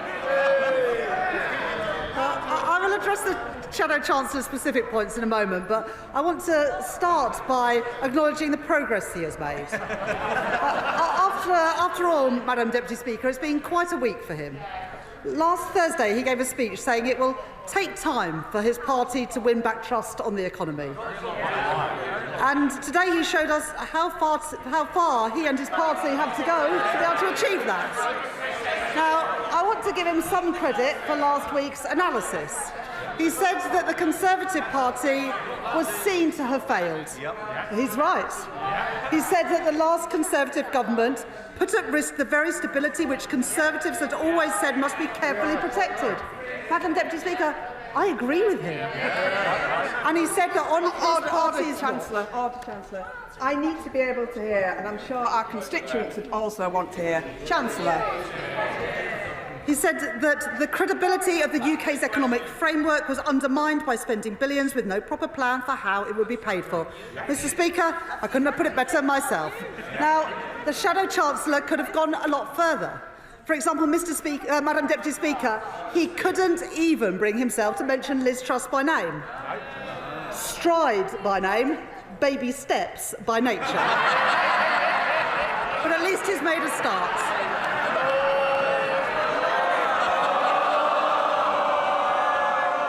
He also spoke about, and I quote, the death of what we might call the age of thoughtfulness. And speaking of the death of thoughtfulness, let me now turn to his response to the spending review.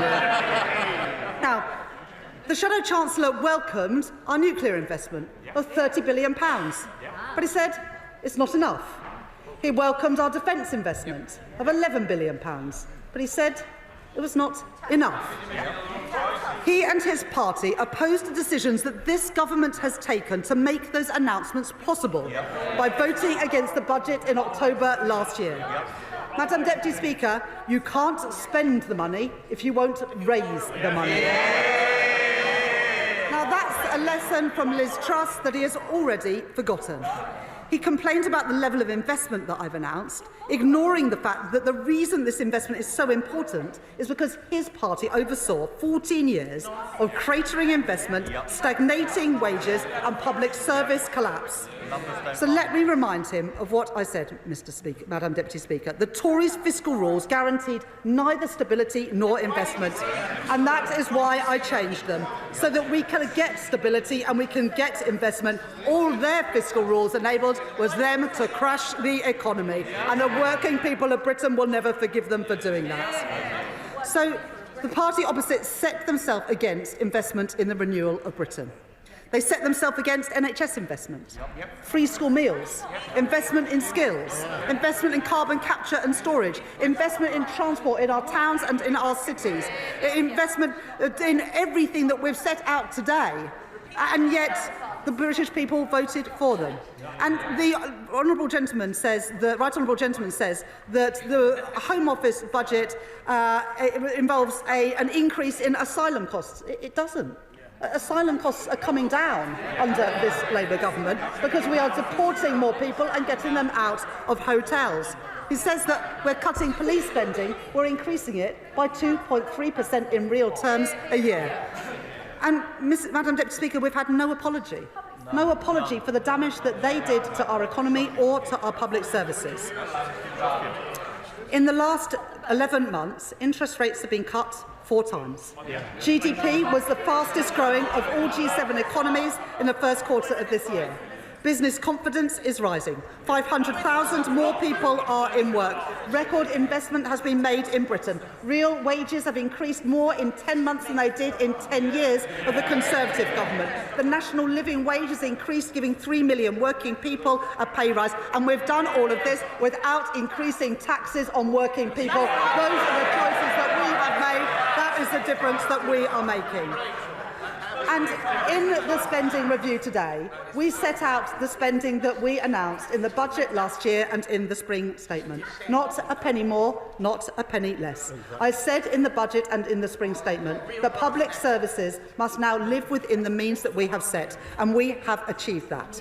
There will be a budget later this year, and in that budget we will set out in the round all of the fiscal plans. But we have already drawn a line under the Tory mismanagement with tax rises last year, and we will never have to repeat a budget like that again, because we will never have to clean up after the mess that the party opposite made again. Now, the reason that this Labour government has spent its first year fixing the foundations of our economy and stabilising our public finances is because it is what we had to do. The government of which the Shadow Chancellor was a part of left an unenviable legacy, which is why his party is, in his own words, in a difficult place. Now, we've made our choices. Removing barriers to growth, barriers untouched by the party when they were in office for 14 years. Strengthening Britain's security, the biggest real terms increase in defence spending since the end of the Cold War, something that they did not do when they had 14 years in office. Bringing our health service in the 21st century after neglect by the party opposite in their 15 years in office. Investing in Britain's renewal to repair the damage done by the party opposite in their 14 years in office. And, Madam Deputy Speaker, in stark contrast to the Conservatives' 14 years of chaos, waste and decline, we are delivering on the priorities of the British people. Chair of the Select Committee, Dame Meg Hillier. Thank you, Madam Deputy Speaker, and I congratulate my right honourable friend for delivering this spending review, the first zero-based review in a very long time.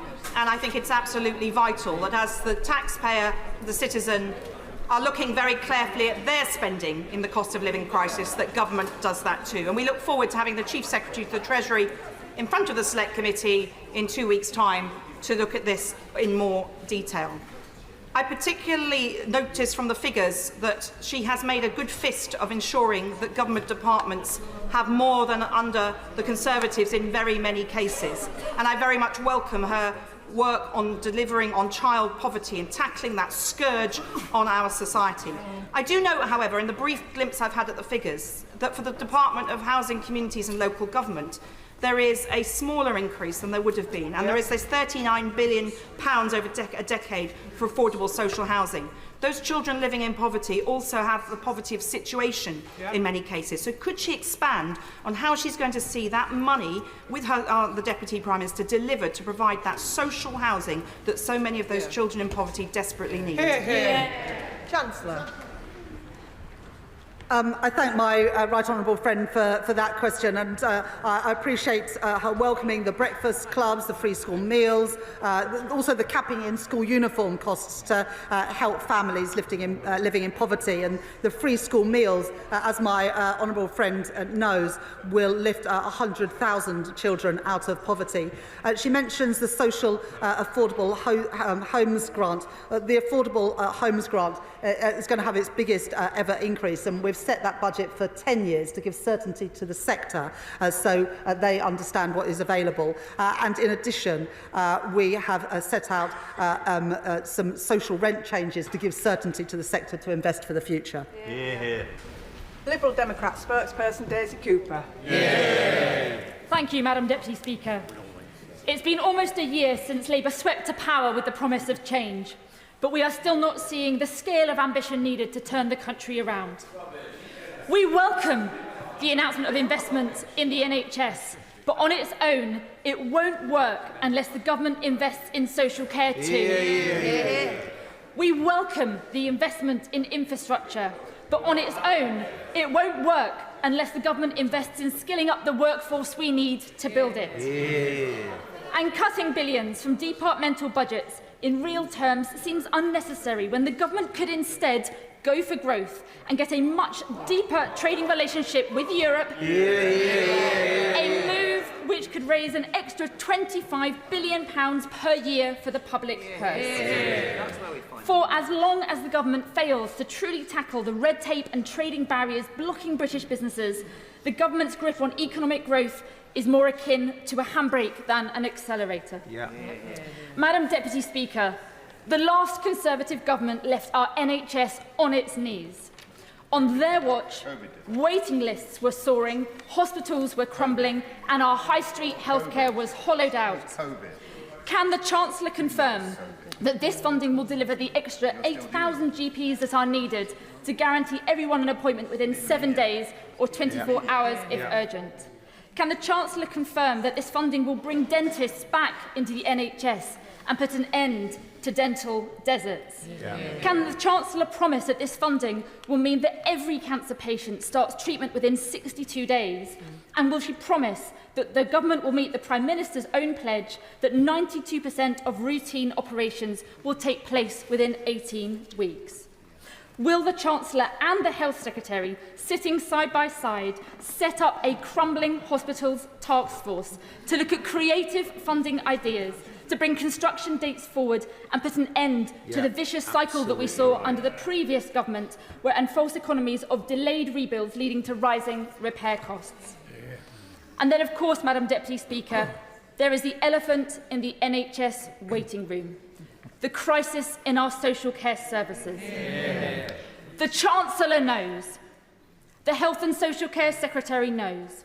This whole Parliament knows that today's investment in the NHS will be like pouring water into a leaky bucket if hospitals cannot discharge patients who are well enough to leave because there aren't the care workers to help them recover at home. Absolutely right. This fair pay agreement that the Chancellor talks about, of course, is welcome, but it is barely a baby step, and it is nowhere near enough to bring back social care from the brink. At a bare minimum, we need a higher minimum wage for our care workers to stop the sector hemorrhaging care workers to other sectors.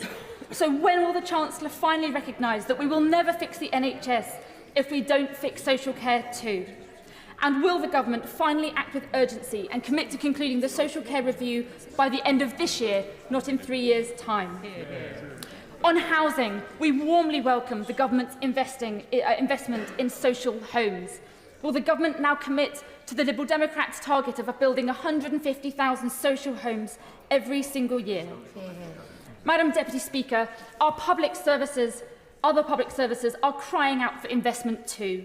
Our communities need proper neighbourhood policing to feel safe. Our farmers need fair support payments to keep food on our tables. And people of all ages deserve access to training and skills to build their future and to help power our economy forward. That's why it's so disappointing that the Chancellor has today made things so difficult for some of our public services, cutting unprotected budgets by billions. Yes, we know she was faced with the fallout from the most reckless and the most out-of-touch Conservative government in recent memory. But being responsible is not just about taking tough decisions. It's about having the moral courage to make the right ones. Yet this government seems determined not to adopt the one policy that could put rocket boosters on our economy and raise billions for our public services: a proper trade deal with Europe. A new bespoke customs union with the EU could boost our GDP by more than 2.2%, securing additional revenue to the tune of £25 billion a year, a huge boost to businesses and to our struggling public services too. If the Chancellor can U-turn on the winter fuel payment, thanks to a skinny EU trade pact worth just 0.2% in extra GDP, just imagine how many more U-turns she could perform with a proper trade deal worth 10 times as much. Madam Deputy Speaker, we Liberal Democrats strongly support the allocation of 2.5% of GDP on defence, but we want to see ministers go further and faster to bolster our national security in today's uncertain world. Will the Chancellor agree to cross-party talks in which we can work together to set a pathway to 3% of GDP well ahead of 2034? Will the Government use some of today's investment to reverse the Conservatives' irresponsible 10,000 troop cut? And will the Chancellor make sure that investing in our national security becomes a lever for economic growth, putting a much greater emphasis on British steel producers and SMEs as we scale up our defences? And will the Chancellor ensure that British start-ups can use defence innovation for the public good? Before I conclude, Madam Deputy Speaker, I must thank the Chancellor for finally completing the world's slowest U-turn on the unfair winter fuel payments cut. Now that the Chancellor has U-turned, will she do the right thing and backdate the payment for all those who lost out on support this past winter, but who would now be eligible under the new rules? And now the Chancellor has U-turned once, will she make it a hat-trick and also change course on PIP and carers allowance cuts as well? Perhaps the Chancellor might even look again at the growth-crushing jobs tax and other changes affecting our high streets, small businesses and family businesses, and instead look at the fairer ways of raising revenue that we Liberal Democrats have set out time and time again, raising the same amount of revenue from the big banks, the social media giants and the online gambling companies to start paying their fair share of tax.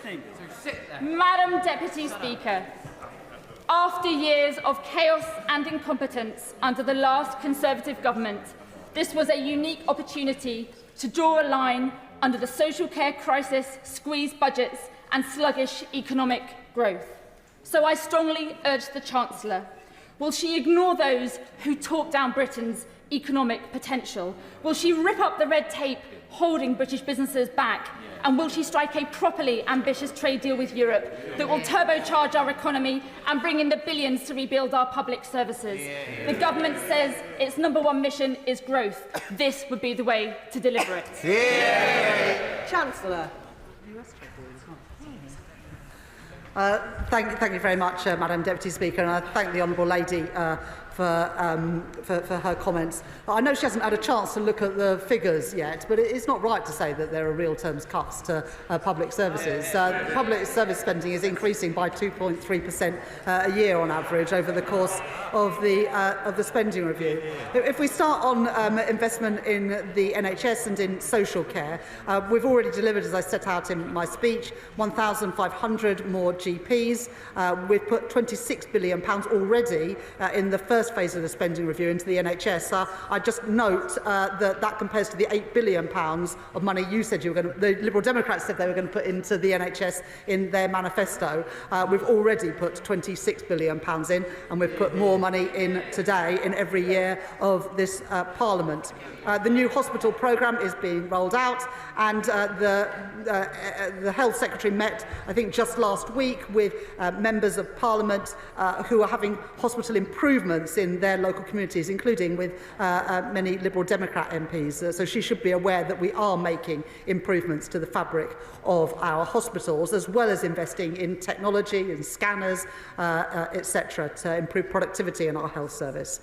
With regards to social care, we are, as the Honourable Lady knows, we are introducing the fair pay agreement in social care. That's something that the Health Secretary and my right honourable friend, the Deputy Prime Minister, are very much committed to.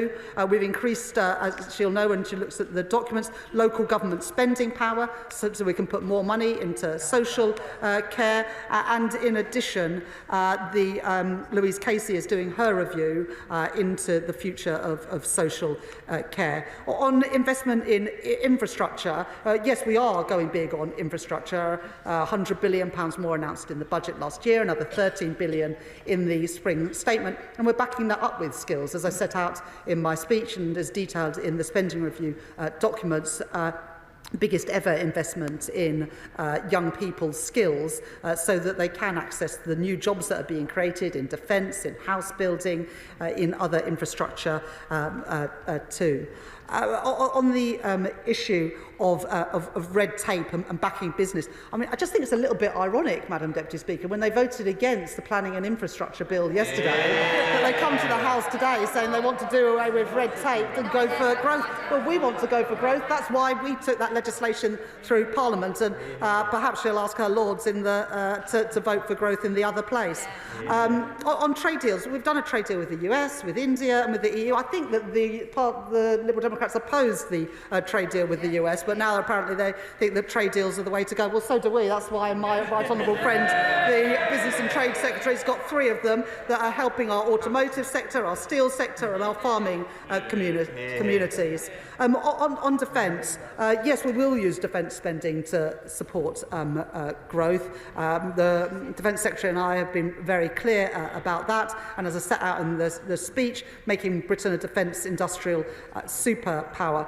But I would just sort of say, gently to the Liberal Democrats and the Honourable Lady, that if you want to support investment in public services, you've got to increase the tax rises to get there. And so they voted against the national insurance increase, which is what has enabled us to make the investments that I've set out today. Now, the Honourable Lady says she wants a wealth tax. Well, we changed inheritance tax. We changed inheritance tax and the Liberal Democrats voted against it. We introduced VAT on private schools. The Liberal Democrats voted against it. So either they are serious about investing in public services, in which case they need to back the tax increases, or they want to go down the route of the magic money tree party opposite, where they're just going to borrow more to pay for things. And on the winter fuel allowance, we've made our choices clear. We're going to keep the means test, but it will be paid to people with a pension less than £35,000. I think the Liberal Democrats want to make it a universal benefit again. Oh, OK, that's just the Tories. Well, they need to explain how they would pay for it. So, look, I appreciate the fact that she welcomes some of our policies, but I would just say that the job of Chancellor and the job of government is to make sure that the sums add up. And we made difficult decisions last October, but I stand by those difficult decisions, because without them, today we would not have been able to make the investments we've made in schools, in energy and in our health service. I'm proud of what we've achieved as a government. I'm proud of the investment that we're putting in today. Bill Esterson. Thank you, Madam Deputy Speaker. The Warm Homes Plan will mean healthier homes, it will mean warmer homes, it will see lower bills, and it will create jobs in communities right across the country. It is a very good plan, especially for those facing fuel poverty.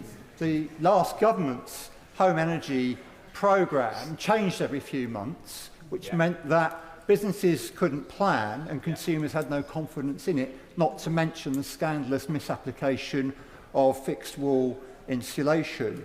So will my right honourable friend confirm that this is a long-term warm homes plan that will deliver warmer homes and cut bills to the benefit of millions of our constituents for years to come?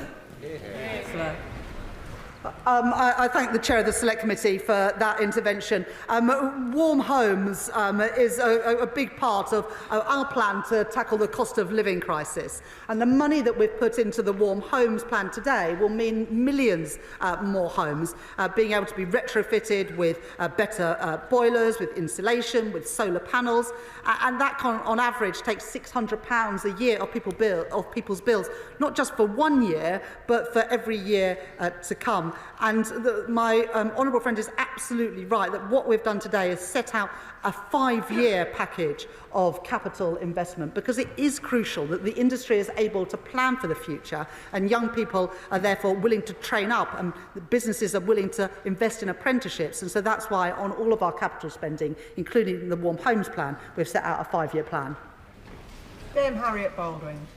Thank you very much, Madam Deputy Speaker. And my constituents in Tenbury Wells, where they're seeking funding for the flood defence scheme, will have listened very closely to the Chancellor's remarks today to hear her mention flood defence capital spending, and yet it wasn't mentioned in her speech. So can she confirm that the capital that will be allocated in this spending review period to flood defences is going to be as high in real terms as it was in the previous Parliament?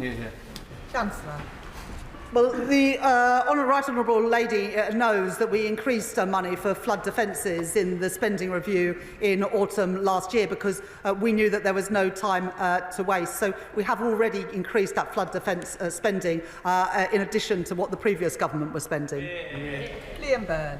Thank you, Madam Deputy Speaker. This spending review is good for business. It's good for Britain's business because it invests in the things that British business need. It invests in skills, in infrastructure, in innovation, it cuts red tape and it supports small firms. But can the Chancellor just clarify that this spending review will also now open a new era of energy abundance for our country? The Business Committee heard directly from the IMF in Washington yesterday that high energy costs are now holding back growth. That is a consequence of the dither and the delay from the party opposite that left us with the highest industrial energy costs in Europe. Will she now confirm for the House that we are now consigning that era to our history? Chancellor.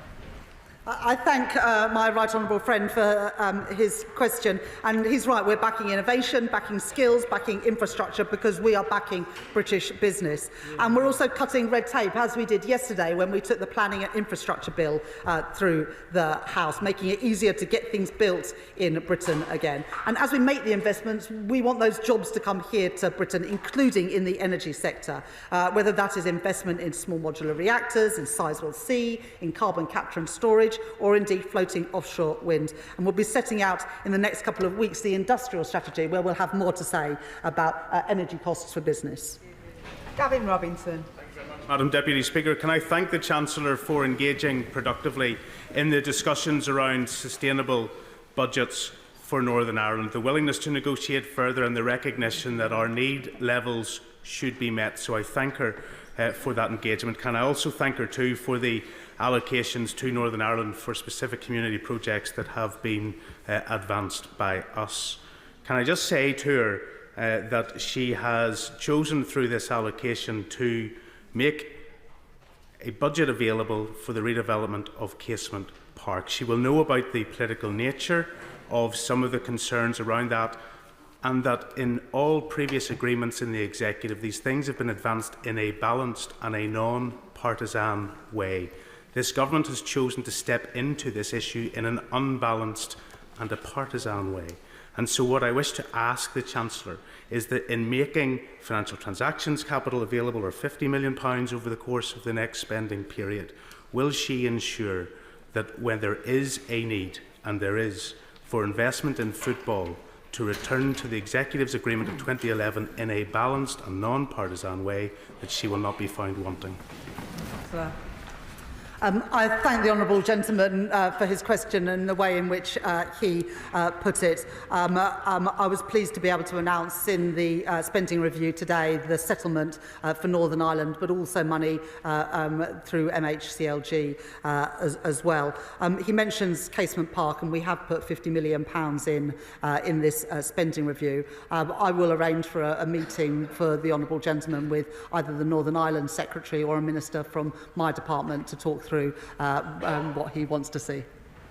Helen Hayes. Madam Deputy Speaker, can I welcome the focus my right honourable friend the Chancellor has placed on children and young people in this spending review, with additional investment in children's social care, schools and skills. These announcements show the Government's commitment to improving the life chances of every child, and my committee looks forward to scrutinising the detail in the coming weeks. The Chancellor will know that universities are the life force of many local economies, generating jobs, improving skills and boosting life chances. Yet a number of our universities are at the brink of insolvency, and the sector has been calling for a transformation fund to help universities reform and secure a sustainable future. So can the Chancellor confirm that she will work with Cabinet colleagues to ensure that no town or city has to face the calamity of a university going bust? Chancellor. I thank the Chair of the Select Committee, my honourable friend, for that question, and appreciate her welcoming the investment in children's social care, in skills and in schools, an issue that she knows and cares passionately about. In the spending review, we were able to set out £86 billion in total of investment in R&D, much of that spent through our universities and our research institutes. But I'm certain that the Education Secretary or the relevant relevant minister would meet with her to talk about the wider allocation from this spending review. John Glenn. Thank you, Madam Deputy Speaker. Scientists at Porton Down, at the UK Health Security Agency, make a massive contribution to the welfare of our country in difficult times. 10 years ago, the Chancellor's predecessor wanted to invest £525 million, moving to a single science hub in Harlow. £400 million has already been spent, and the NAO last year said it would cost £3.2 billion to complete the move by 2036. 3 weeks ago, I had an adjournment debate, and I was told that today we would know the outcome of what was actually going to happen with this project. Could I ask the Chancellor what is happening with the future of UK HSA at Porton Down?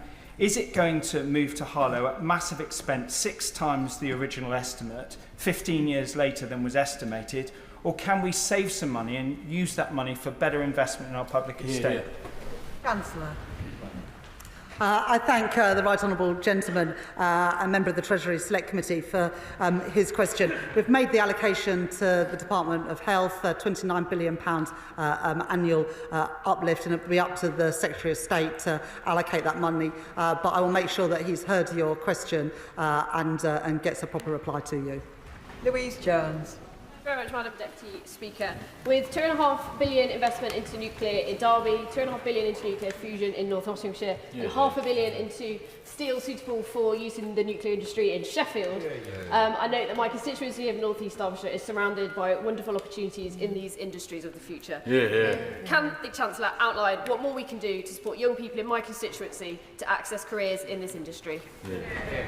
Chancellor. Thank my honourable friend for that question. But we were proud as a government to be able to step in and save British Steel at Scunthorpe, and I thank again my honourable friend, the member for Scunthorpe. But it's not just Scunthorpe, also opportunities in Sheffield and at Port Talbot, because as we build this infrastructure, whether it's trams and trains or nuclear power or submarines, we want to use steel made in Britain. And that's a really exciting opportunity, and the investments that we're putting in small modular reactors and fusion in Nottinghamshire and Derby create great opportunities for jobs, and that's why we're also in this spending review putting record investment in skills so that young people in North East Derbyshire and beyond can get access to the jobs being created. Liz Saville-Roberts. The announcement of just £44.5 million a year for the next 10 years for Welsh Rail is Labour's flimsy fig leaf of an excuse for the multi-billion and multi-decade scandal that is HS2. The money announced today is only significant if it matches what Wales will continue to lose from all England-only rail projects up to now and in future. So can the Chancellor guarantee that Wales will, from now on, receive the full £4 billion HS2 consequential funding, or will she admit that her announcement on Welsh rail funding is nothing but smoke and mirrors? Chancellor. I do think saying that £445 million isn't real money. That's going to invest in those Burns Review stations, and in addition, we are putting £118 million to make the coal tip safe. Well, maybe she's not that concerned about that, but I know plenty of Welsh Labour MPs are. Matthew Patrick. Thank you, Madam Deputy Speaker. I wonder if the Chancellor can help me, because I want to write a letter to my constituents in Wirral West, and I don't know which story I should lead with. Whether it should be the record investment in our NHS to get more doctors' appointments, the money for our police to get more police on the streets, whether it should be the transport investment to get new train stations, or the money to give hungry children in my constituency free school meals. Could she help me out? I've only got one page. What should I start with? Chancellor. Well, you want to have that bit on the leaflet to remind them that you were lobbying for all of these things, so you can take the thanks. Dave Dugan. Thank you, Madam Deputy Speaker. I welcome the U-turn on the winter fuel payment. Of course, I do, and lots of my constituents will do likewise, but there's no respite in this spending review for the farmers in Scotland, the business owners in Scotland, the GP surgeries or the disabled in hospices in Scotland. And there's a real terms cut, despite what she says, to the Home Office, Foreign Office and local government in this spending review. Now, The Chancellor's an open book, Madam Deputy Speaker. She plays roulette with the economy, but I wouldn't encourage her to play poker anytime soon, because she mentioned reform and the honourable member for Clacton more times in her speech than she mentioned Scotland. What a disgrace. So what funding? She mentioned she's finally got round to Acorn. What funding is she going to allocate for Acorn? Because she mentioned it without a figure attached. Now, we know that if it's Merseyside or Teesside, there's 22 billion for them. How much for Acorn? Chancellor. Well, I did mention the SNP. I questioned why the SNP don't support defence investments in Scotland. I can mention the SNP again if you'd like to. Why have the SNP let down the people of Scotland with rising hospital waiting lists? Why have the SNP let down people in Scotland with more drugs death? Why have the people of the SNP let down people time and time again? We are putting money into Acorn, we are putting money into a defence investment, and we are giving a record settlement to the SNP government, but hopefully they won't be there for much longer. Florence Session-Early. Thank you, Madam Deputy Speaker. And can I thank my right honourable friend, the Chancellor, for prioritising affordable housing today. This extra investment is going to go a long way to the overdue, spiralling, broken housing system, which has pushed so many people into poverty. Last year, we saw a record 126,000 households facing homelessness, and an increase of over 17,000 in 1 year alone.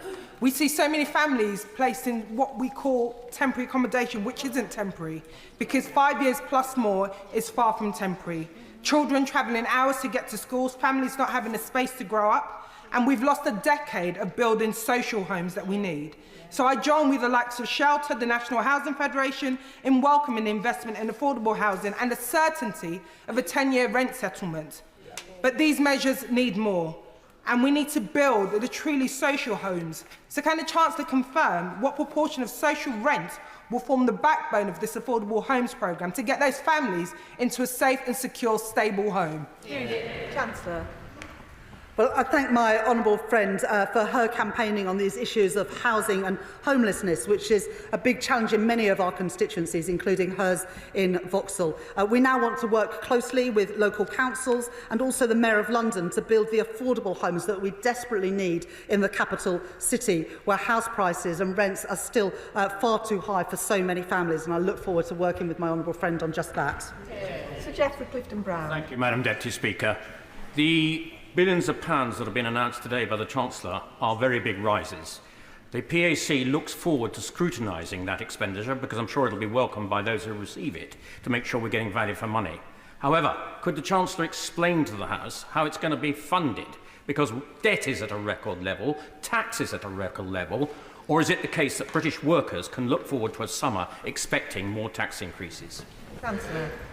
Well, I look forward to that scrutiny, but the honourable gentleman will know that the allocations we've made today is based on the tax increases that we made in the budget last year. So we're not spending a single penny more or a single penny less than the money that we set out in the autumn budget and the spring statement.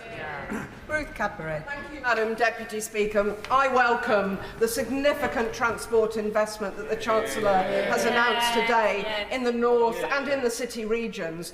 This is helped through her changes to the Green Book. But when will the place-based business cases be reviewed so that these local areas can start planning for that local transport initiatives that they've so long waited for? Chancellor. Well, I hope that the my honourable friend can already see the impact of our change attitude and our change perspective at the Treasury by putting this record investment, £15.6 billion that we announced last week, into 8 mayoral combined authorities to better connect towns and cities. And because of the changes we've made, it is why we've been able today to put more money into the Trans-Pennine route upgrade, the Midlands hub, and indeed significant investment in trains in Wales. Tim Farron.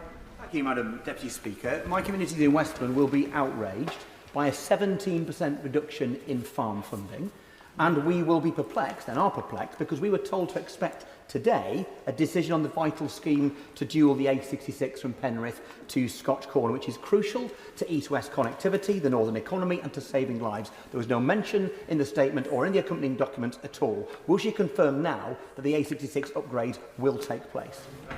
Chancellor. I thank the Right Honourable Gentleman for that question. The allocation has now been made to the Department for Transport. We haven't set out every project that's going to fund today, and I'm sure that the Transport Secretary will come to this House or the relevant Select Committee in due course. Graham Downey.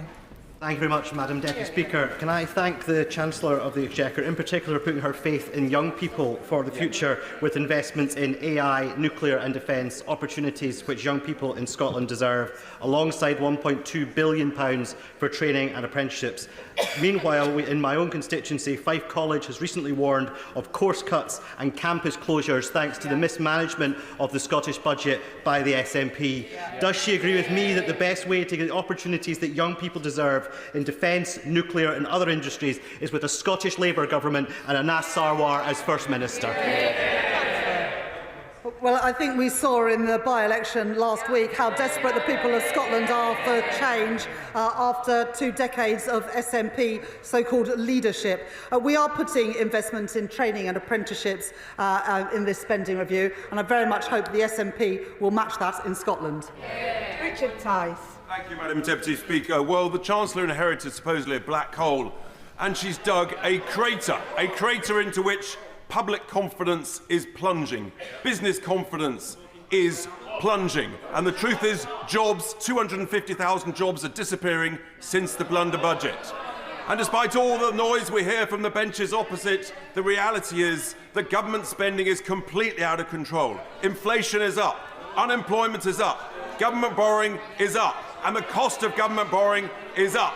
And the only thing that's going down are jobs and GDP. But I have some good news for the Chancellor. In the 10 councils that we control, Madam Deputy Speaker, that we control, we're already identifying savings of hundreds of millions of pounds. She may want to learn some lessons. That, Madam Deputy Speaker, is why reform is leading in the polls. Chancellor. Well, I noted recently on a podcast that the honourable member said that he wanted to cut government spending by £300 billion. Well, that would mean getting rid of the whole of the NHS and the whole of the defence budget. We have increased spending by £300 billion to invest in our schools, our hospitals, our transport and our defence. I know that the party on those benches is soft on defence, soft on workers' rights and want to privatise our NHS. I don't think that is the priorities of the British people. John Brady. Thank you, Madam Deputy Speaker. I may say reforms economic policies appear to have been cooked up after a heavy night at most bars in The Simpsons. 18 years of the SNP. They have failed to invest in Glasgow's transport infrastructure. We have no airport rail link, no Parkhead station. We don't even have lifts at Bridgeton Station. And I contrast this, Madam Deputy Speaker, with the Right Honourable friend, the Chancellor of the Exchequer's firm commitment to transport. Does my right honourable friend agree with me that £50 billion extra for the Scottish Government to sort out the SNP's NHS waiting lists, record investment in the defence industry in Clyde to defend our nation, which the SNP object to, investment in clean energy critical for jobs in Glasgow, and continued support for the Glasgow and Clyde Valley City deal demonstrates that Scotland runs through the heart of this Labour government, and it's time we turfed out the SNP after 18 years of failure.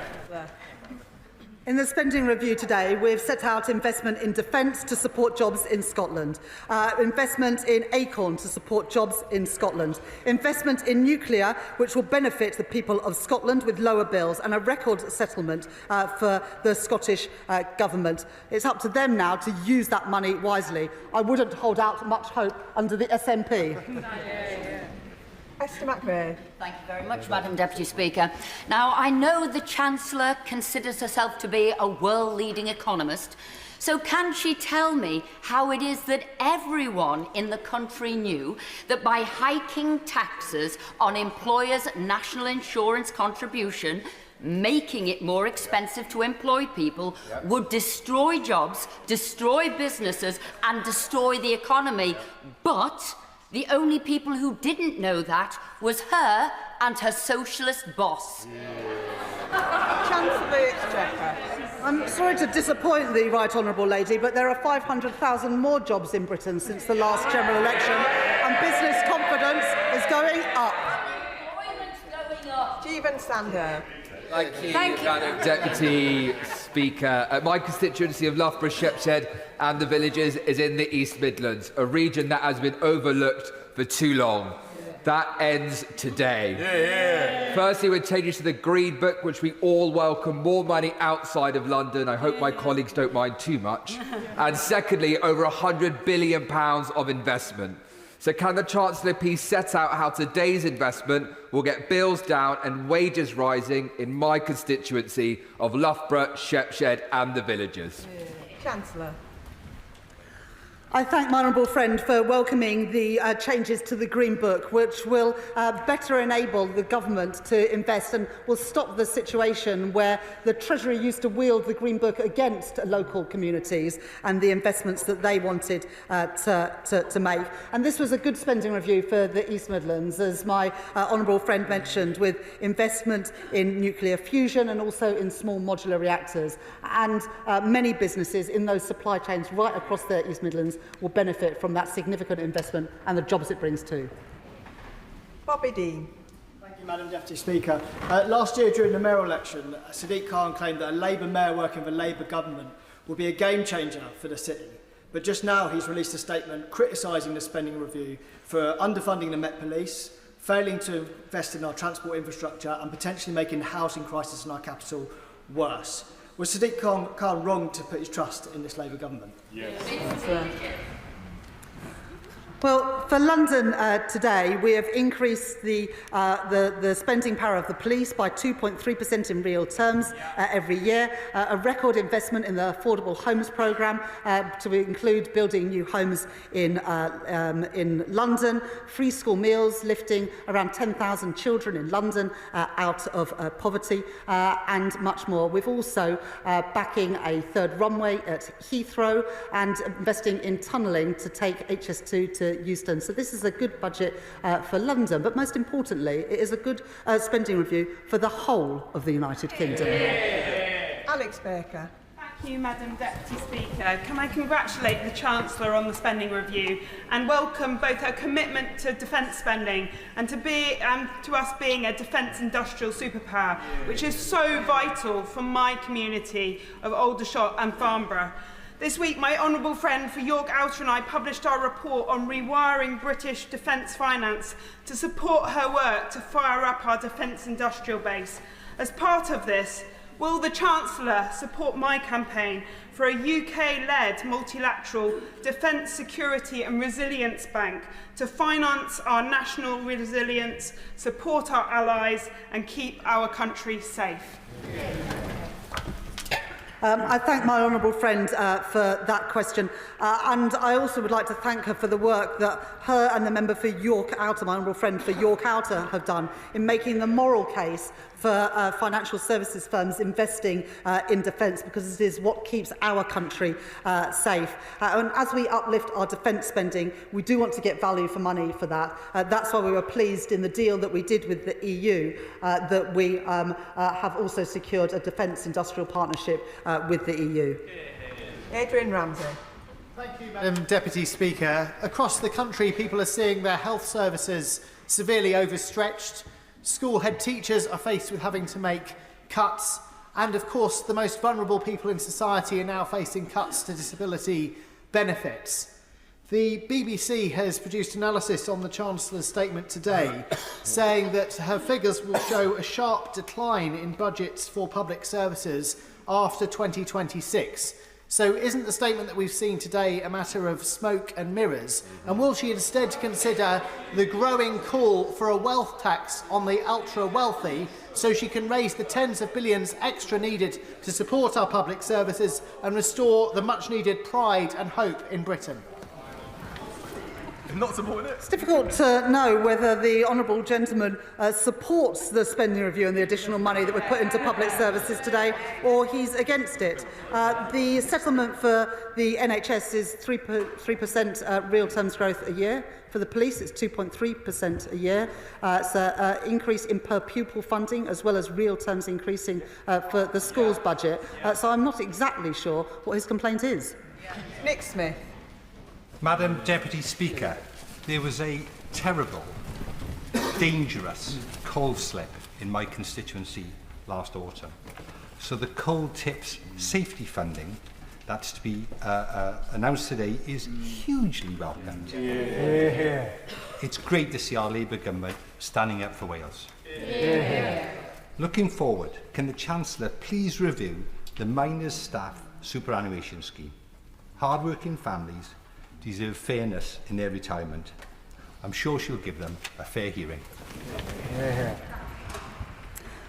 I thank my honourable gentleman, my honourable friend, for that question.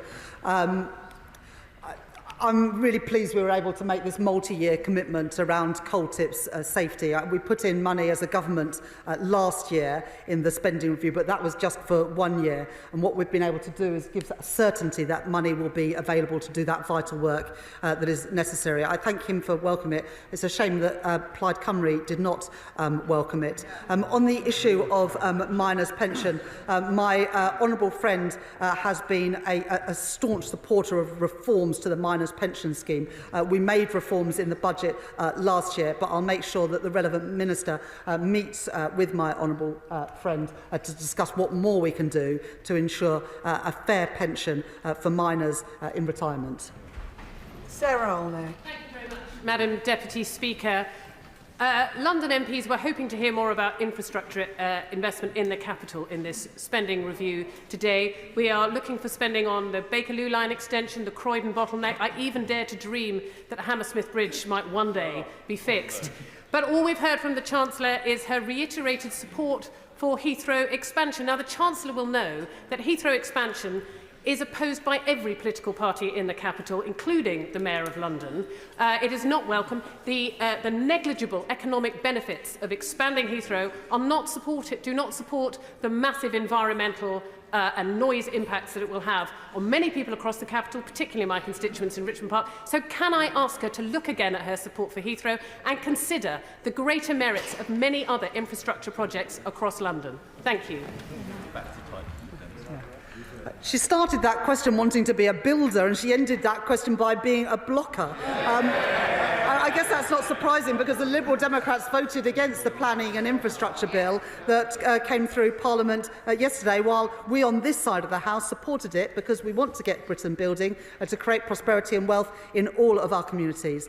We've provided in the spending review today an integrated settlement for the Mayor of London, and also a multi-year settlement for Transport for London. In addition to that, we have supported expansion at City, and we've got a in principle commitment to expansion with a second runway at Gatwick. This government is backing London, but most importantly, we're a government for the whole country, which is why we've announced significant investments right across the UK today, which are much needed. Claire Hannah.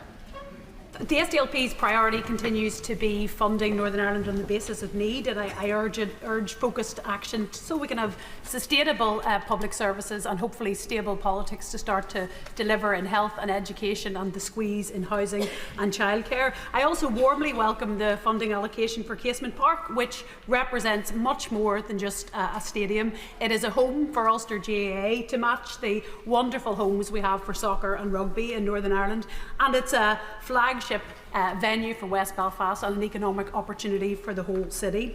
Would the Chancellor agree with me that while there's a way to go to get the funding for the stadium that the GAA's hundreds of thousands of supporters and volunteers deserve, that the onus is now on the Stormont Executive, on Sinn Féin, on the DUP, on the Alliance Party to get moving, to end a decade of dither and delay, and to finally get Casement Park built?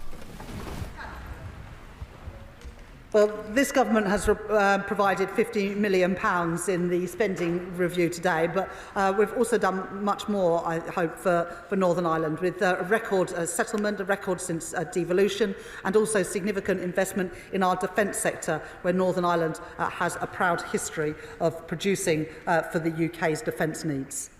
Martin Vickers. Thank you, Madam Deputy Speaker.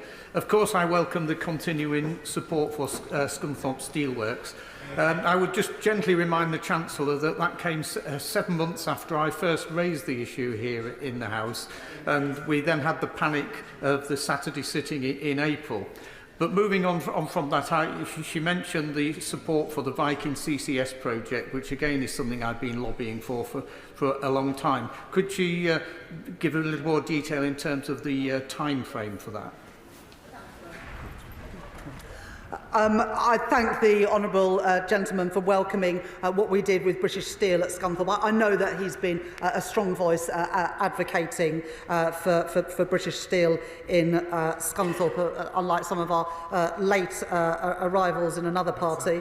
On Viking and carbon capture and storage, really pleased alongside the Acorn investment in Aberdeenshire to be able to announce that today. The Energy Secretary will set out in due course the timing and the money available, but after what we did with Merseyside and Teesside at the end of last year, investing in carbon capture and storage, we're now in a position to put investment into that second tranche, Aberdeen and also in the Humber. Yasmin Qureshi. Thank you, Madam Deputy Speaker. I want to thank the Chancellor for all the spending commitments that she's made, whether it's education, whether it's health or transport. But I want to particularly refer to the £39 billion that she's committing to housing. In my constituency of Bolton South and Walkden, thousands of families are still waiting for a social home, with Bolton housing waiting list about 20,000. Can I ask the Chancellor what some of the money or funding is directed towards building more social housing in areas like mine, so that we can meet the need of our constituents? My honourable friend speaks powerfully about the desperate need for more social and affordable homes in all of our communities, including in Bolton. And this multi-year commitment with £39 billion of investment will help to build the social and affordable homes that our country desperately needs. And the Department for the MHCLG will now work with local authorities to bring forward those plans and get Britain building those homes that we need. Dr Ben Spencer. Thank you, Madam Deputy Speaker. What's in some ways most interesting about the spending review is what's not mentioned. No mention of the Road Thames scheme, no mention of our rivers, no mention of the Animal Plant and Health Agency in Newhall, no mention of improvements to rail despite nationalisation of South Western Railway, almost in fact no mention of the South East at all, despite us saying that this is a spending review for the whole UK.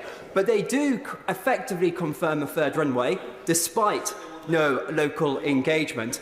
Can I invite the Chancellor to come to Runnymede and Weybridge to meet people and see if their priorities are indeed hers, as she claims? It's difficult to understand exactly what the Conservative critique is of this spending review, because the Shadow Chancellor says that we should spend less, and the Honourable Gentleman has just asked us to spend more. Now, if you want to spend more, if honourable members on any side of the House want to spend more, they need to say where the money is going to come from. I'm not sure if he's got an answer to that. Verla McAvoy. Speaker, I welcome the Chancellor's statement and her steely determination to make sure that everyone in Darlington is better off. I particularly welcome the capital infrastructure projects that are not only essential for sovereign security but also for regional growth. Does she agree with me that these projects will be transformational for engineering and fabricating SMEs in my constituency, many of whom were set up and staffed by incredibly high-skilled people who found themselves out of a job when the last government turned its back on British foundation industries? I thank my honourable friend for that question. Look, she's absolutely right that what this spending review does, through its investment in infrastructure, is create jobs in our supply chains for small businesses in communities right across our country. And that investment in some of our foundational industries, like steel, offers real opportunities for good jobs, paying decent wages, good unionised jobs. And I'm really proud to be able to set out that investment and the jobs that young people in Darlington and around the country will be able to access because of the choices we've made today. Chris Coughlin. Thank you, Madam Deputy Speaker. As the Chancellor knows, our economy will only escape its difficult place if we raise economic productivity. And on the Treasury Select Committee, I introduced the Chancellor to London Business School's Paolo Sirocco's research on how using public R&D, especially defence spending, can help to do this.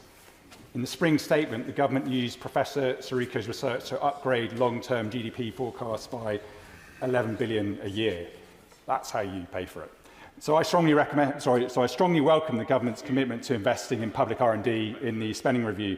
But how will the Chancellor follow through to ensure that the R&D will be used to crowd in and stimulate public investment, especially from the more innovative, high-tech startups and venture capital firms, which is necessary to realise the potential of Professor Sirocco's research? I thank the honourable gentleman for that question. For every £1 of government investment in R&D, it crowds in £2 of private investment and returns £7 of benefit to the wider economy. That's why we put £86 billion of investment into R&D over the course of this spending review. Imran Hussain. Thank you, Madam Deputy Speaker, and I'm sure people in your constituency, Madam Deputy Speaker, my constituency, my honourable friend for Shipley's constituency, and indeed in the Chancellor's own constituency, will welcome greatly the 2.1 billion in a new tram and in particular a new bus station in Bradford, as well as the billions for social and affordable housing that is much needed. But the Chancellor will know in my constituency over half of all children are still growing up in poverty, which is true of constituencies of many honourable members. Child poverty is not a statistic, it's a national disgrace. And it's as a direct result of 14 years of ideological austerity by those opposite. Today's statement is a step in the right direction, in particular with the announcement of 500,000 more children eligible for free school meals. But frankly, it doesn't go far enough. So will the Chancellor tell me what further measures this government will announce to alleviate and finish child poverty, including scrapping the 2-child limit, which continues to put thousands of children into poverty? I thank my honourable friend for that question, and I appreciate him welcoming the £2.1 billion for West Yorkshire Combined Authority, which will help pay for mass transit to connect Leeds and Bradford, but also Kirklees and Calderdale.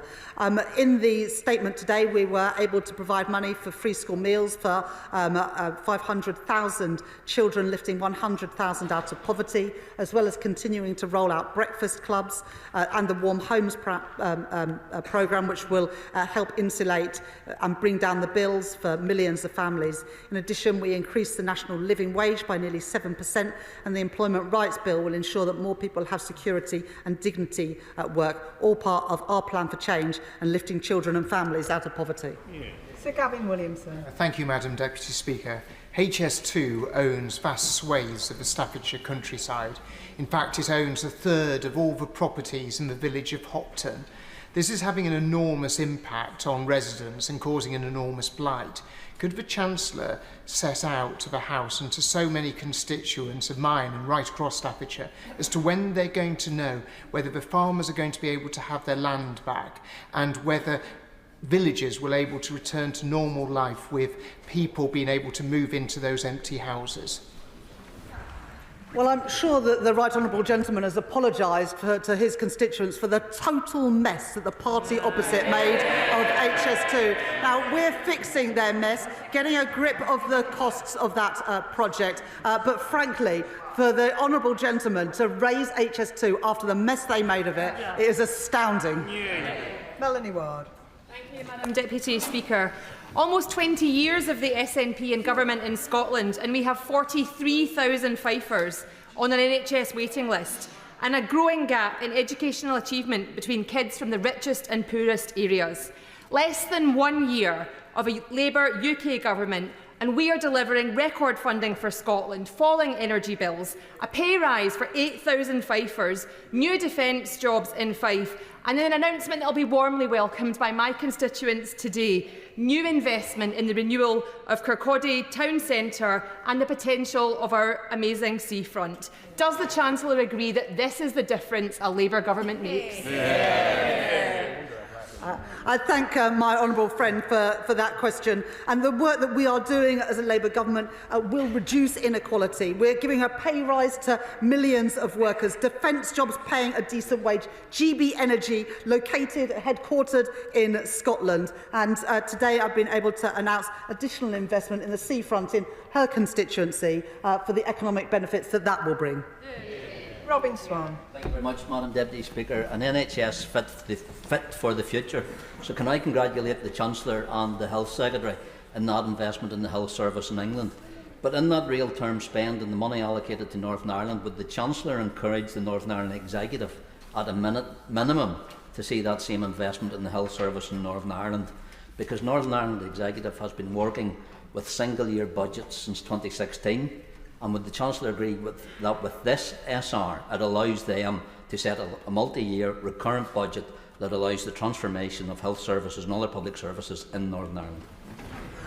The Honourable Gentleman makes a really important point, because what we did today wasn't just set out money for next year, but for day-to-day spending, money for the next 3 years, and for capital for the next 5 years. And that is vital wherever you are in the UK, that local councils, devolved administrations, community groups can plan for the future with confidence. And that's what we've done with this spending review. And so I would urge devolved administrations to do similar and make those multi-year settlements to give certainty for the future. Rachel Maskell. Deputy Speaker, despite being the lowest funded unitary authority in the country, we are doing everything possible to drive down inequality in the city, but it stays at 13 years differential. So today's announcement: investment in health, investment in social housing, investment in education will make a real difference for my constituents. However, I do worry about the inequality for disabled people in our country. So will the Chancellor give assurances? I've looked through the statement. Will she give assurances that if disabled people are unable to work, that they won't be left behind either, and that we will ensure we've got the social security that they need so that they also can gain from today's statement? I thank my honourable friend for that question, and part of the investment in the north of England includes Transpennine Route upgrade, which her and I think would both very much welcome. The investments in health and education are important, but of course so too is supporting disabled people, and that's why in the spending review there is £1 billion set aside to help get people back to work, because there are many people who are disabled who are desperate to work if the right support is available. But of course the social security system, the welfare state, must always be there for people who cannot work, and under this Labour government it will be. Adam Dance. Thank you, Madam Deputy Speaker. I heard very little about Somerset. Somerset is facing huge pressure around GP practices, affordable homes, SEND provision, reliable bus services and access to affordable energy. Can the Chancellor promise my constituents that Yeovil will not be overlooked? And does she believe that the decisions announced today leave Somerset Council and the government departments with enough to properly invest in communities in Yeovil? Let me put that right. The people of Somerset will benefit from a 3% uplift in NHS spending. The people of Somerset will benefit from free school meals if they are their children, if they are on universal credit. The people of Somerset will benefit from stronger defences and stronger borders through the investment that we have put in. This is a spending review for the whole country, including people in Yeovil in Somerset. Great girl. Thank you, Madam Deputy Speaker. And the Chancellor visited Birmingham last week, and she knows that the West Midland region has the talent and the ideas to thrive. A fair settlement in today's spending review isn't just sport, it's a smart investment in Britain's future. Over 26,000 people are on the housing register in Birmingham. So can I thank the Chancellor for doubling investment in the Affordable Homes Programme and the Midlands Rail Hub announcement that I've been campaigning for? And does she agree with me that this will be transformational to deliver a decade of renewal and growth that works for everyone? I thank my honourable friend for that question. And we will build more housing. That's what the investment in the Affordable Homes Grant will achieve. But also it goes alongside transport investment, significant transport investment in the West Midlands and in Birmingham. And I was very pleased that my honourable friend was able to join me in Birmingham last week, where we were able to celebrate investment to extend the metro out to East Birmingham and then to Solihull. Lincoln Job. Thank you, Madam Deputy Speaker. I fear that the Chancellor might... I'd like to thank the Chancellor for her statement, and I fear she may have misunderstood what my friend from Runnymede and Weybridge was asking in reference to the River Thames scheme, because he asked whether the River Thames scheme is included in the 4.2 of Teedale over 3, reference at paragraph 5121 in the statement. And the Chancellor, in reply, said he wants to put expenditure up and won't say where it's coming from. I think both he and I are asking, is the River Thames scheme funded from within the EA's half of it, because Surrey County Council pay the other half, in the 4.2 Teedale that she's announced today? She won't know the answer to that. The allocations have been made to government departments, and it will be up to the departments. The Treasury is not going to micromanage every scheme, so it will be up to departments to allocate the money in the way that they choose to. And I'm sure that the Transport Secretary will come to the House and set out those plans.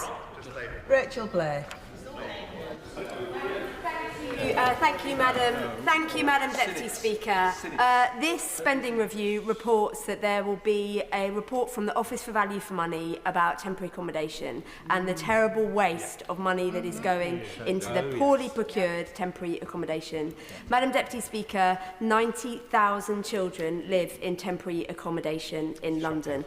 Does the Chancellor agree with me that £39 billion into new genuinely affordable homes, combined with this review into the cost of temporary accommodation, is really positive for all of those children living in London who sadly do not have a permanent home into the future? And does she agree with me that this will make a transformational change in London? Yeah.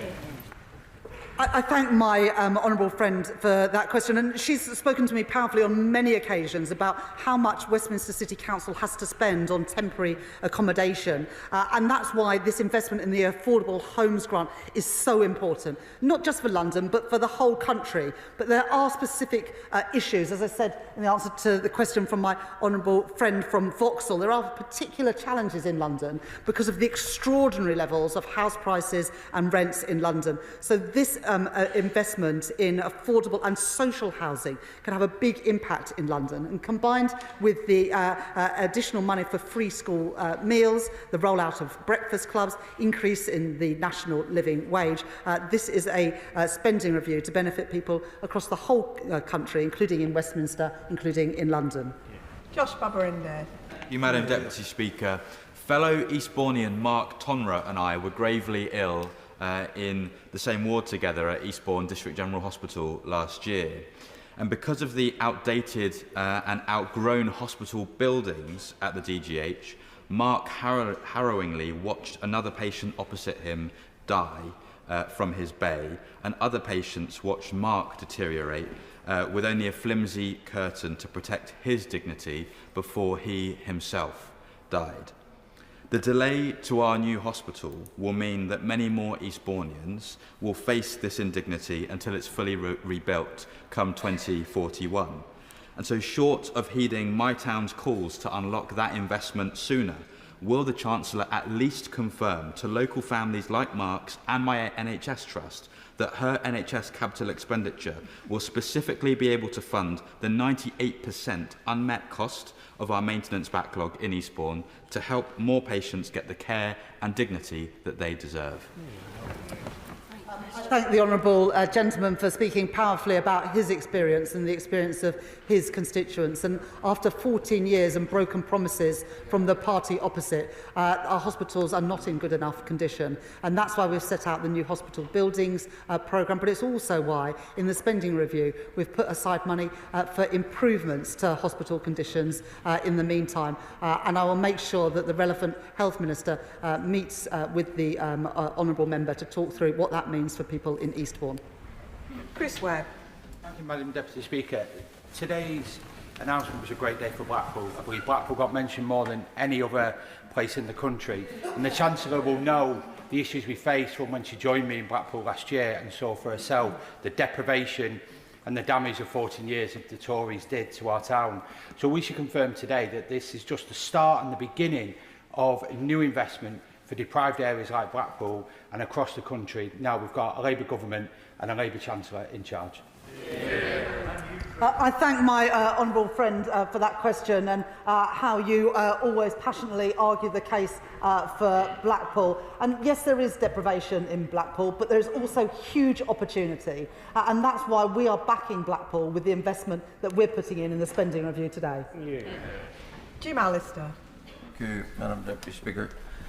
Why does the Chancellor think it appropriate to pledge £50 million on a preferential basis to a sporting organisation which has a political objective as its first and defining attribute, and which has named some of its sports grounds and its trophies after IRA terrorists who brought such death and destruction to Northern Ireland, while other sporting organisations are required to make do with what they were allocated in 2011.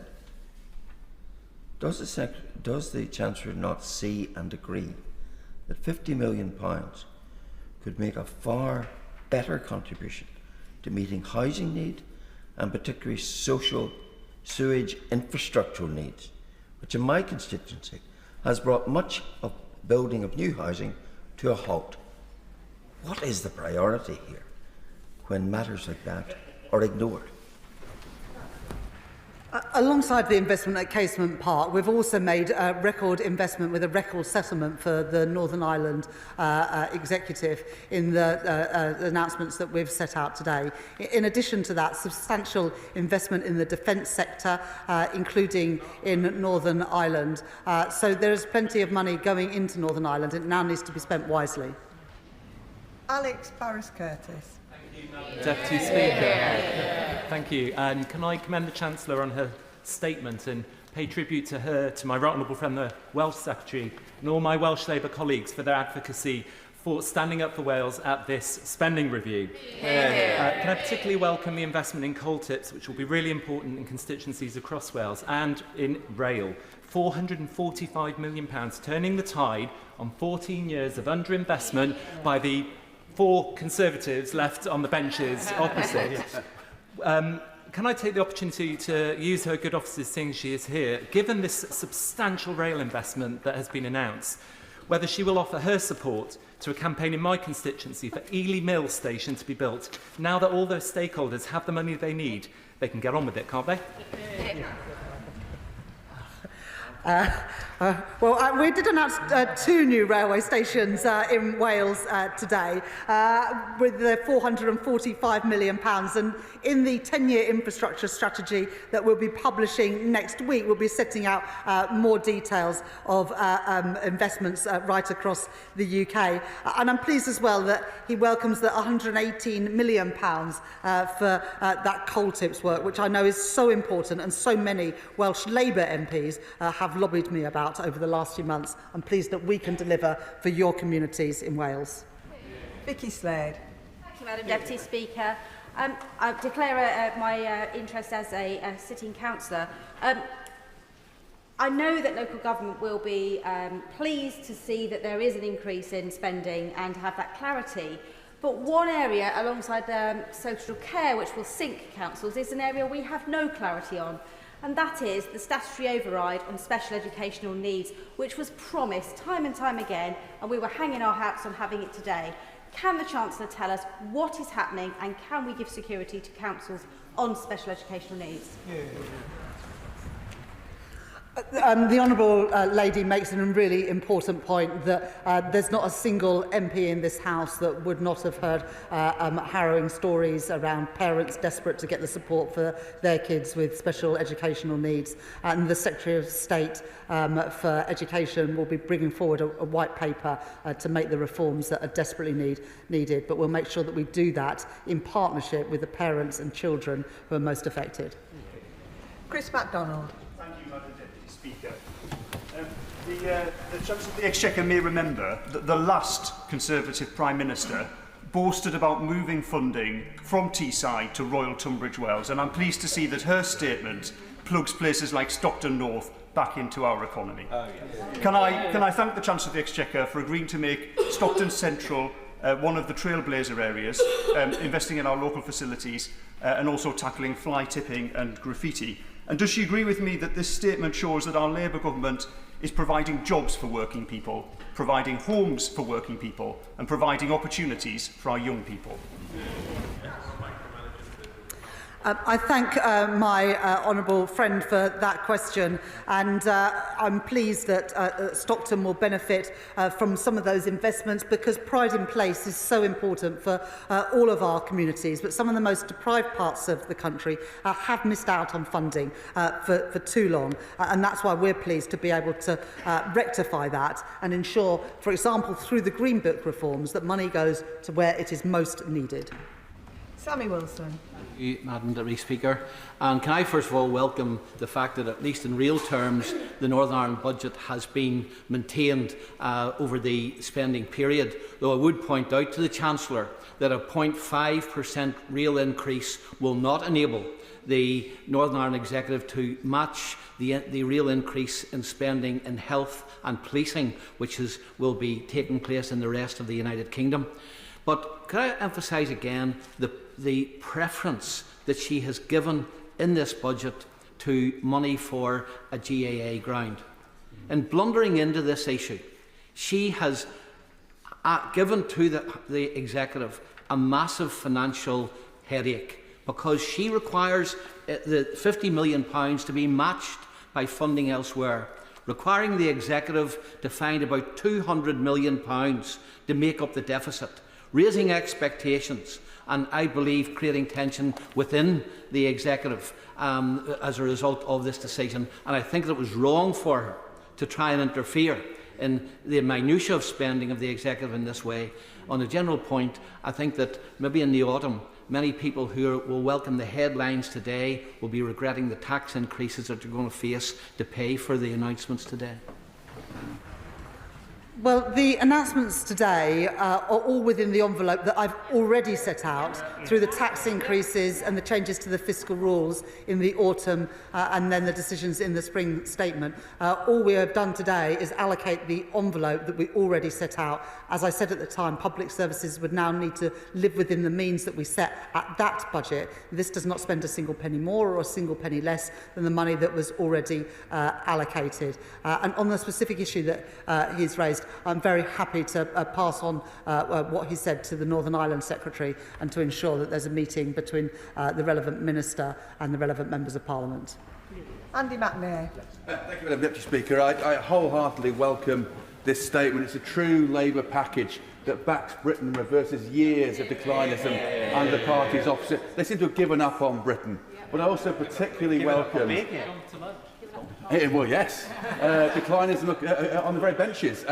But I also particularly welcome the results of the Green Book review. This will get investment into the places that need it most. And in this regard, will the Chancellor agree with me that whilst it is big projects and city schemes that will get the headlines. It's absolutely vital that the full benefits of renewal are felt in small towns, like those that make up my constituency of Rosendale and Darwin, and that these previously left behind places must be at the forefront of our thinking as we develop local transport and infrastructure delivery plans. I thank my honourable friend for his question.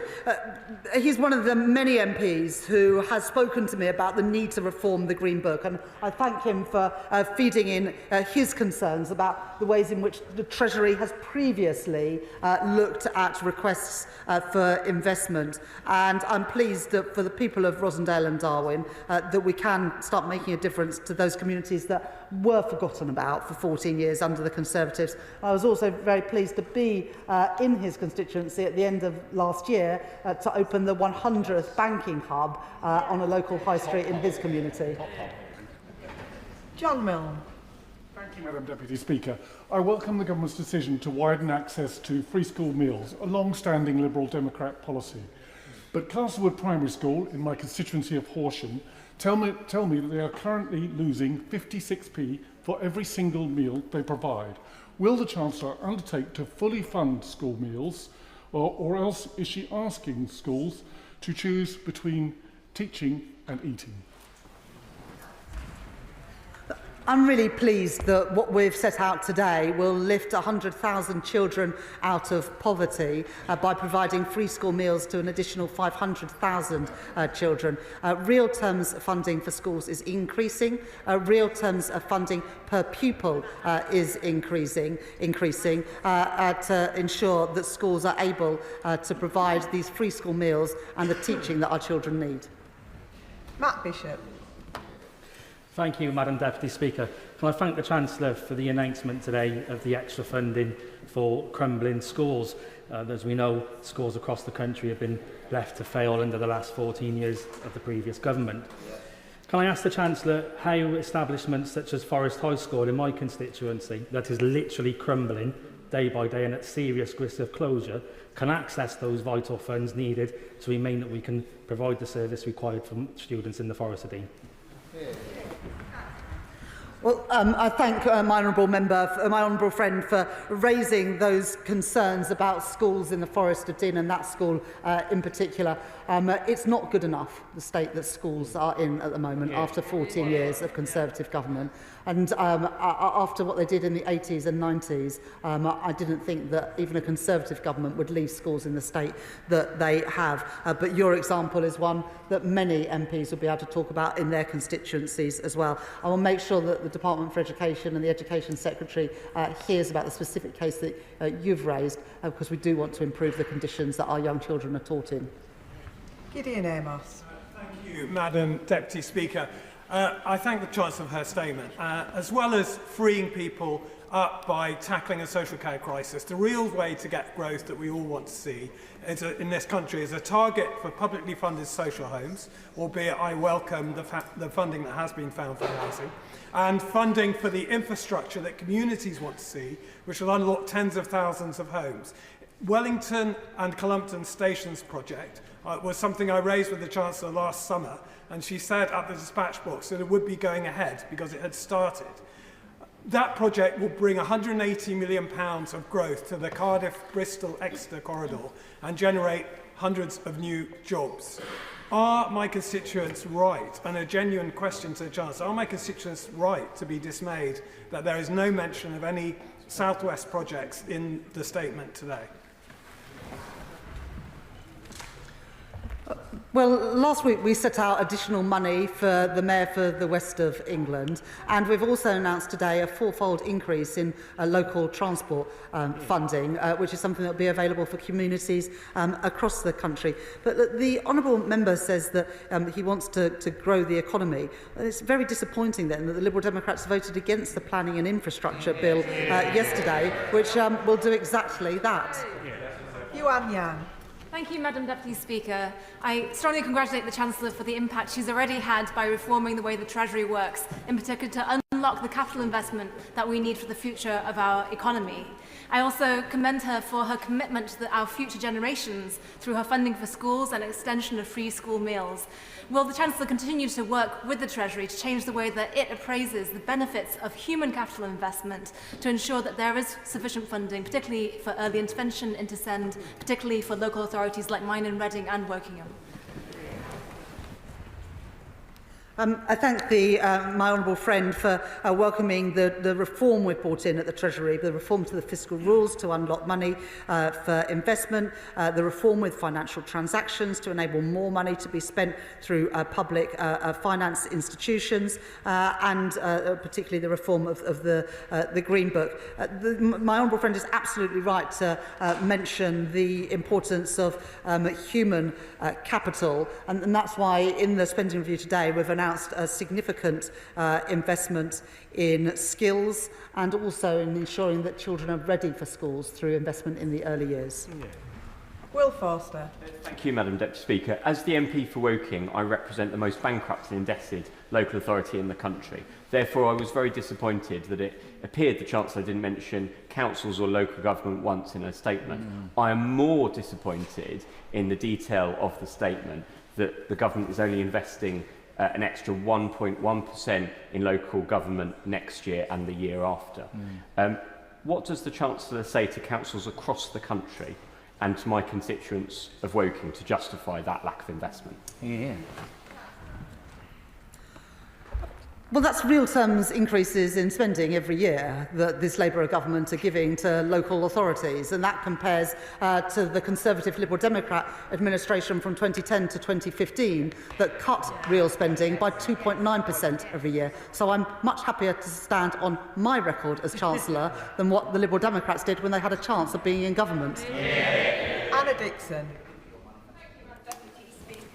I'd like to thank the Chancellor for listening to the priorities of people in my constituency of Shipley and across the country and investing in our schools. It was great to see examples of the free breakfast clubs in action at Belden Glen and Beckfoot Priestthorpe recently. And I'm delighted to hear today that the Labour government will be putting some £2.3 billion to fix our crumbling schools. I visited Eldwick Primary School, where pupils were being taught in a temporary building with half their school out of action due to RAC. So can the Chancellor reassure those pupils in Eldwick that they can finally get back to their classrooms? I'd like to thank my honourable friend for the passion with which she speaks about schools, which is something I very much share. That's why we are rolling out breakfast clubs at primary schools. It's why we are introducing free school meals for all children whose carers are on universal credit. It's why we're putting real terms funding in to our schools and also in per pupil funding. And it's why we are addressing the terrible situation of children being taught in temporary classrooms and crumbling schools. And I'll make sure that Department for Education hears about the experience in Shipley to hopefully ensure that that school is on the list. Deirdre Costigan. Thank you, Madam Deputy Speaker.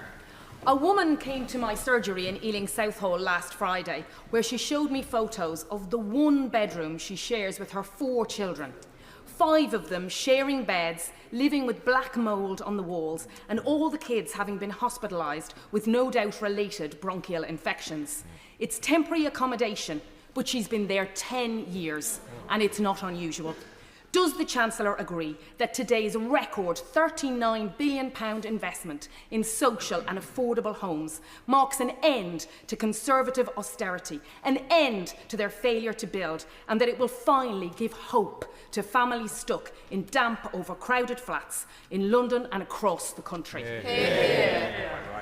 It's stories like that which my honourable friend has just told, which is exactly why the Deputy Prime Minister and myself have prioritised investment into affordable homes, because nobody should have to live in those sorts of conditions in the 21st century. And with the reforms that we're making and the money that we're putting in, they won't have to for much longer.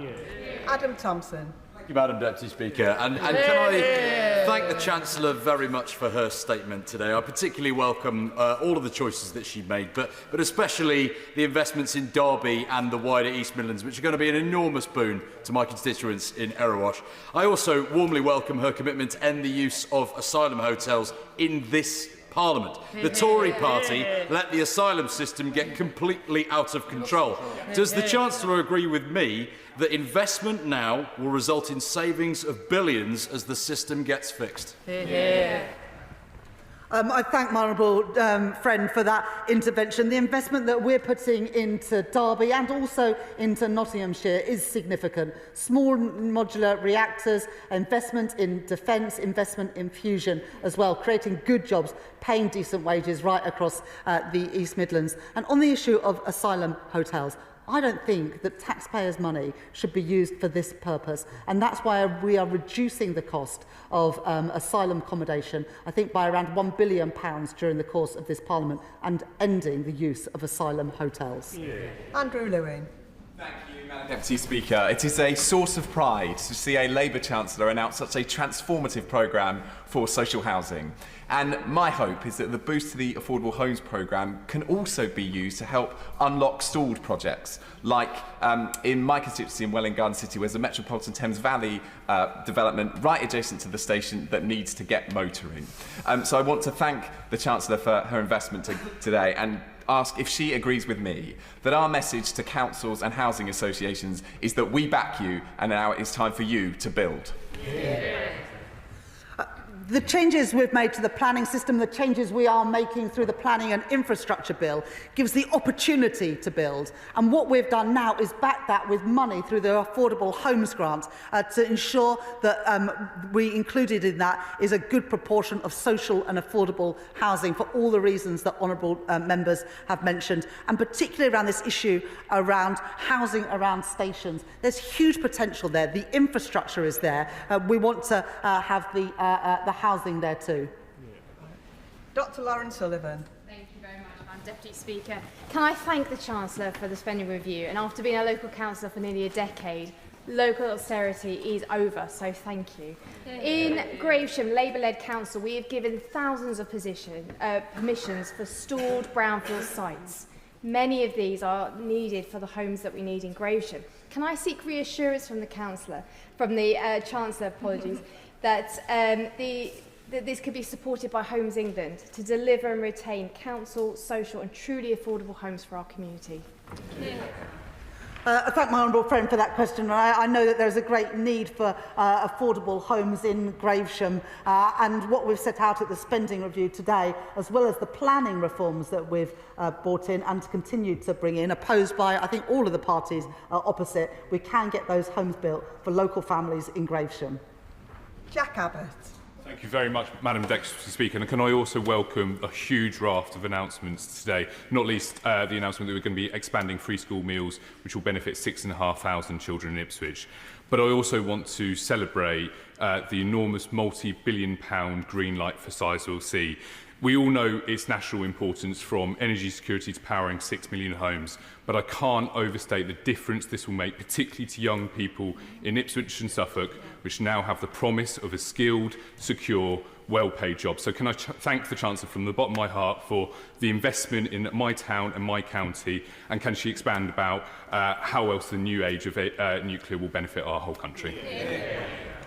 Thank my honourable friend for that question. And the Prime Minister was in Ipswich with my honourable friend yesterday, I think at a local college, and the Prime Minister came back from that visit even more determined to crack on and build this, the nuclear power station in Suffolk at Sizewell, because of the impact it will have, not just on bringing down bills, but bringing good jobs to Britain, bringing good jobs through the supply chain, and ensuring that young people can have their hope and their future back, knowing that they're going to be good jobs in the places that they live, where they can make a career for themselves and bring prosperity to their families and their communities. Daniel Francis. Thank you, Madam Speaker. I know my constituents across Bexley and Crayford will welcome the investment the Chancellor's announced today for new affordable housing. The government's set ambitious targets for 1.5 million homes, including 88,000 homes across London. To reach these targets, alongside investment in affordable homes, we'll need investment in new transport infrastructure, projects like the DLR extension to Thamesmead, which is forecasted to unlock up to 40,000 new homes in brownfield sites across 2 of the most deprived boroughs in London. So can the Chancellor reaffirm the government's support for this important project and commit to providing funding for it?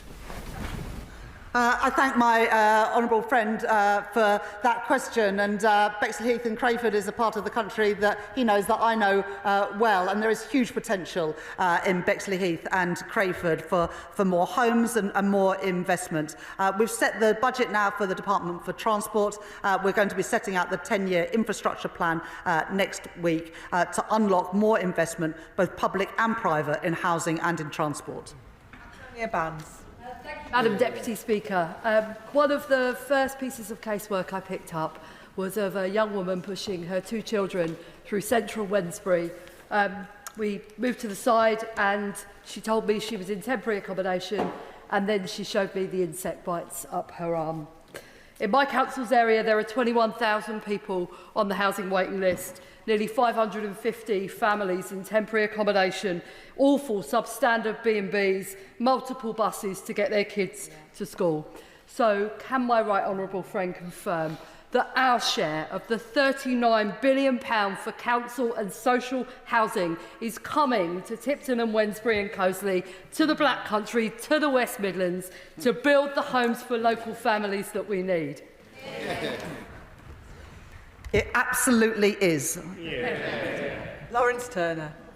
Thank you, Madam Deputy Speaker. I was delighted to hear the official commitment today in backing the Midlands Rail Hub, and I'd like to thank the Chancellor and the Transport Secretary for listening to the at times persistent representations in support of this essential project. We inherited a set of engineering plans with no money behind them. Now there's a chance to turn them into something real, and this is good news for Birmingham. It's good news for the economy of the West Midlands. At the centre of those works is Kings Norton Station in my constituency.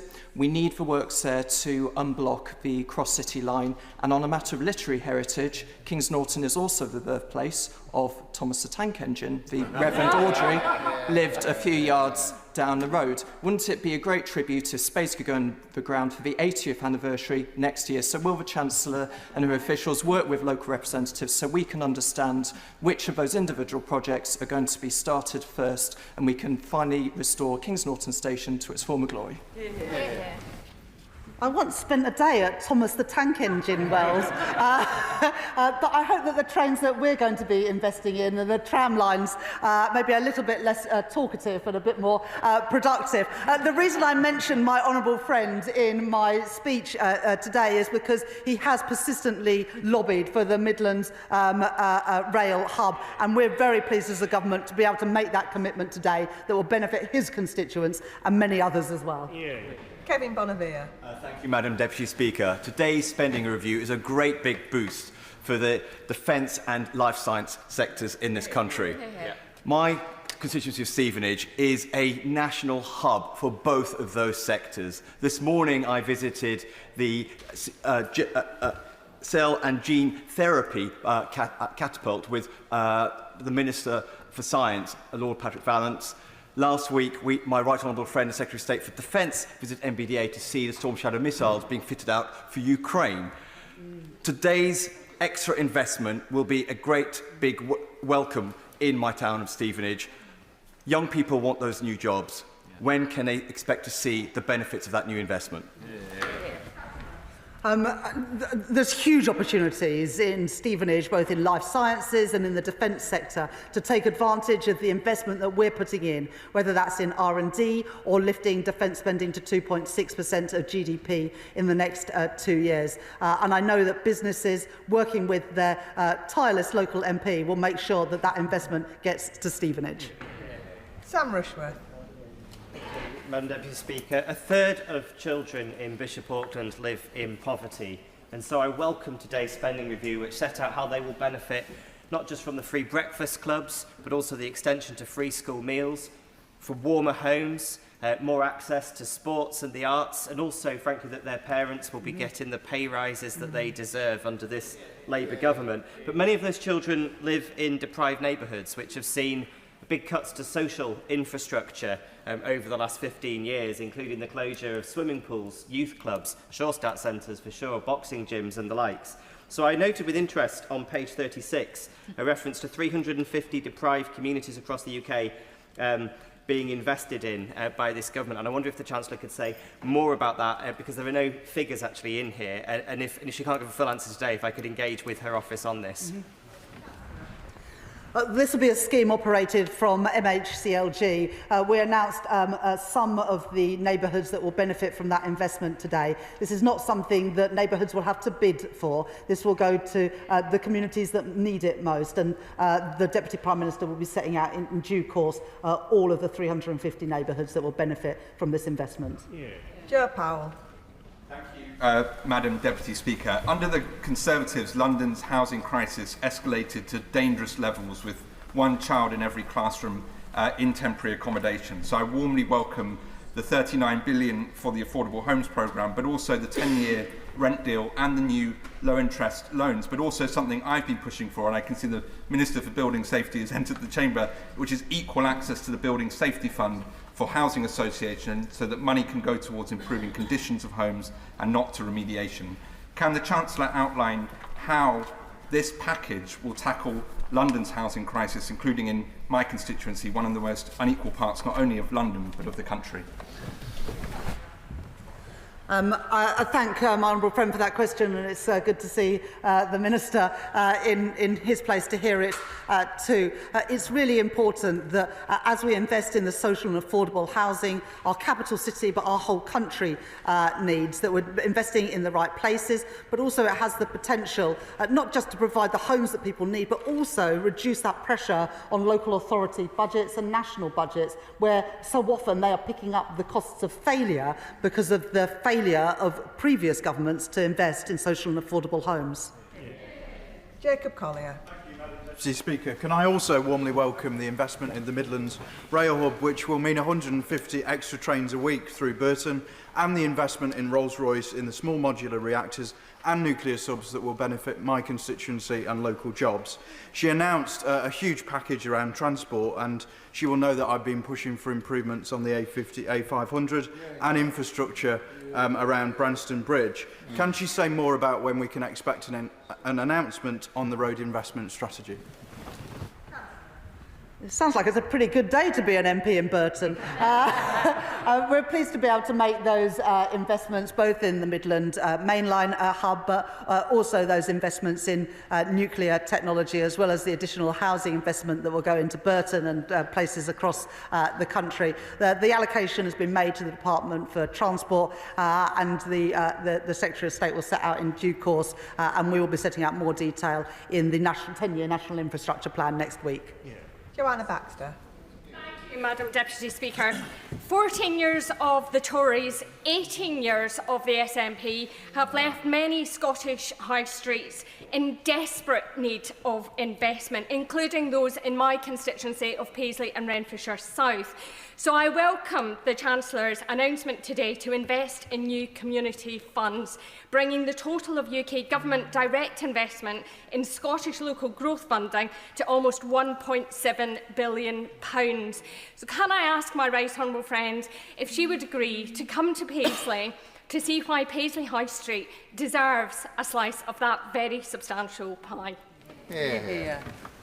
Well, I thank my honourable friend for that kind invitation. I look forward to being with her in Paisley and Renfrewshire before too long. It is the case that too many high streets, after 14 years of Conservative government, but the additional 18 years of SNP government in Scotland has left many communities on their backs. And the investments that we've announced today in this spending review, and particularly the multi-year nature of these investments, is about turning those communities around so that more people can have pride in the places that they live.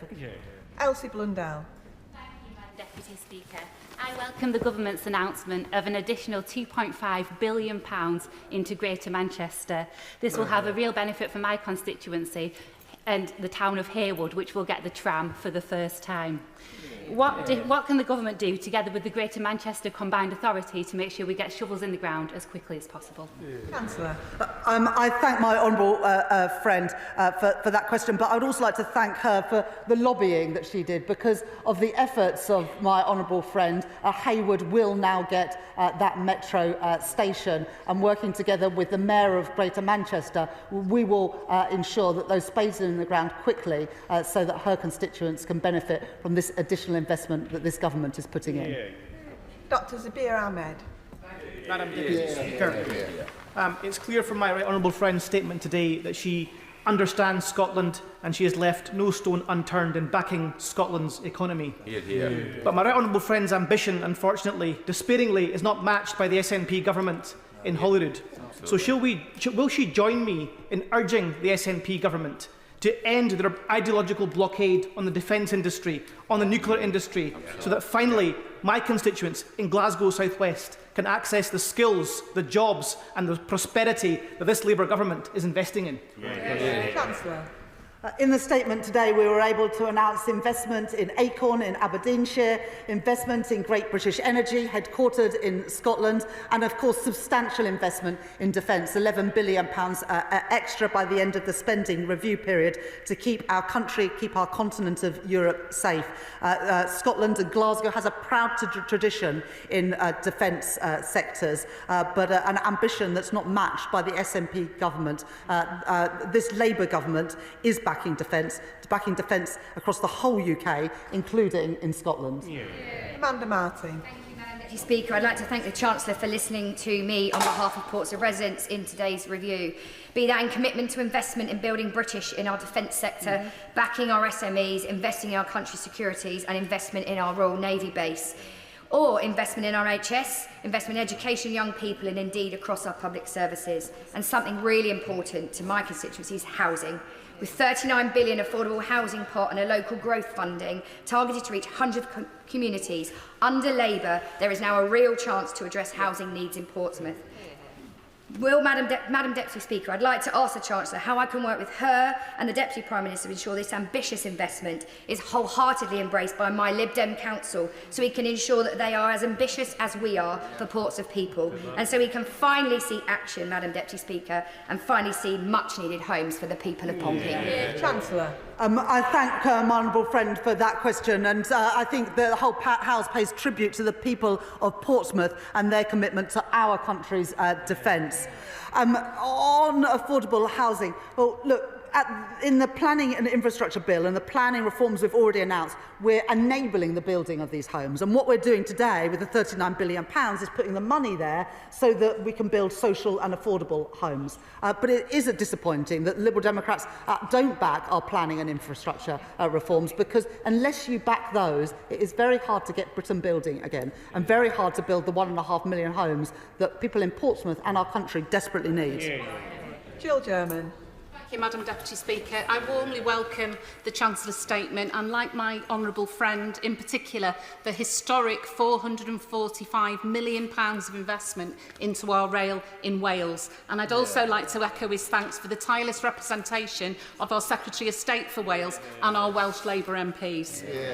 For my constituency of Clwyd North, this means vital funding for Network North Wales to seamlessly connect with the Northern Powerhouse Rail, bringing us closer to realising the ambitious vision of our UK Labour government, our Welsh Labour government and our Labour Metro mayors. So does the Chancellor agree with me that it's only with Labour working together that we can truly deliver for the people of North Wales?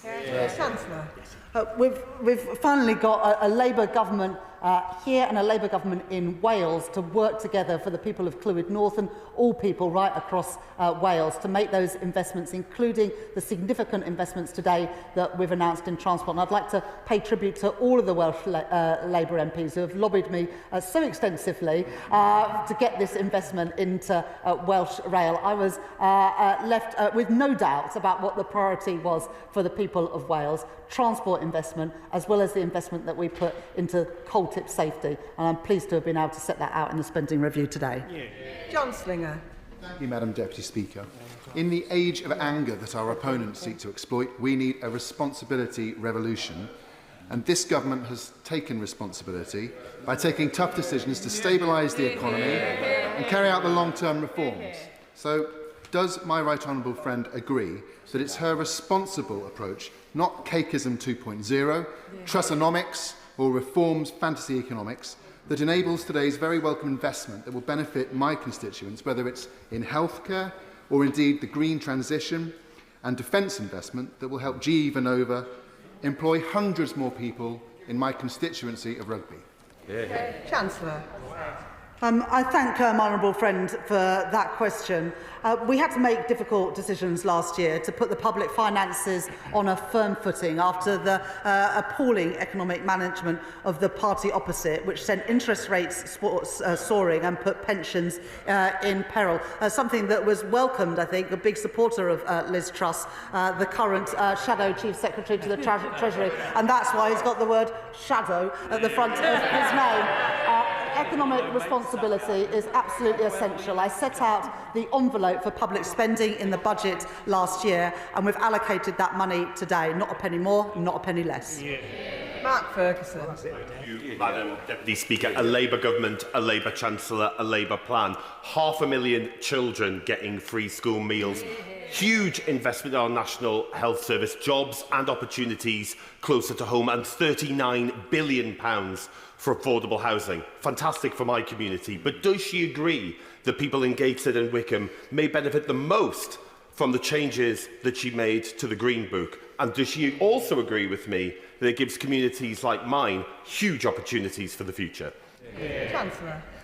My honourable friend has been a big advocate of reforms to the Green Book, and we're pleased to be able, after setting up that consultation in January, announce those changes today to get more investment in places including in the north of England, in Gateshead and Wickham. But my honourable friend is also a big champion for free school meals, and I'm really pleased that in this spending review 500,000 more children will get free school meals, lifting 100,000 children out of poverty.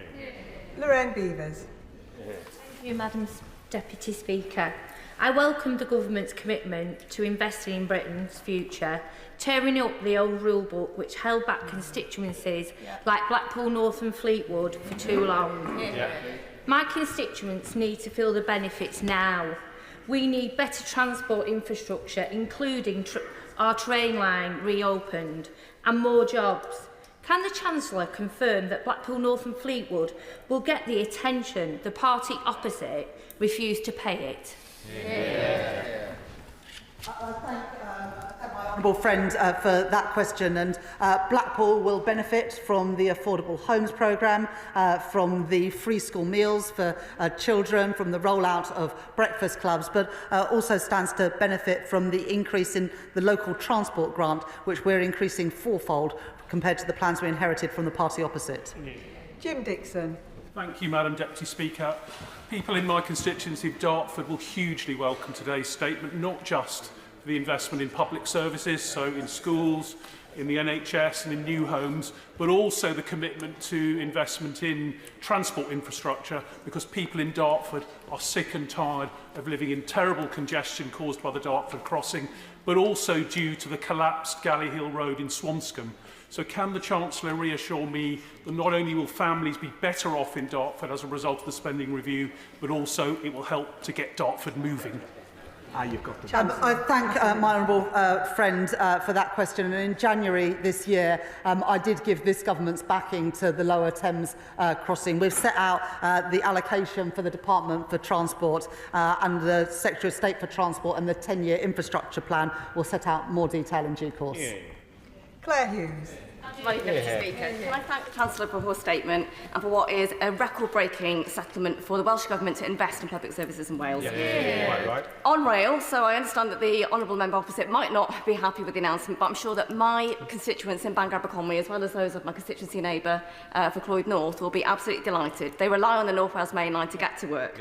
So will the Chancellor agree with me that investment in rail is about so much more than trains and tracks? It's about connecting people across Wales with opportunities and jobs. Chancellor. I thank my honourable friend for that question and also for making those representations to myself and to the Secretary of State for Transport of the importance of better rail connections so that people in Bangor and Aberconwy and across North Wales can better access good jobs and public services. And that's why we've put that £445 million in at the spending review today. And the final question, Gregor Poynton.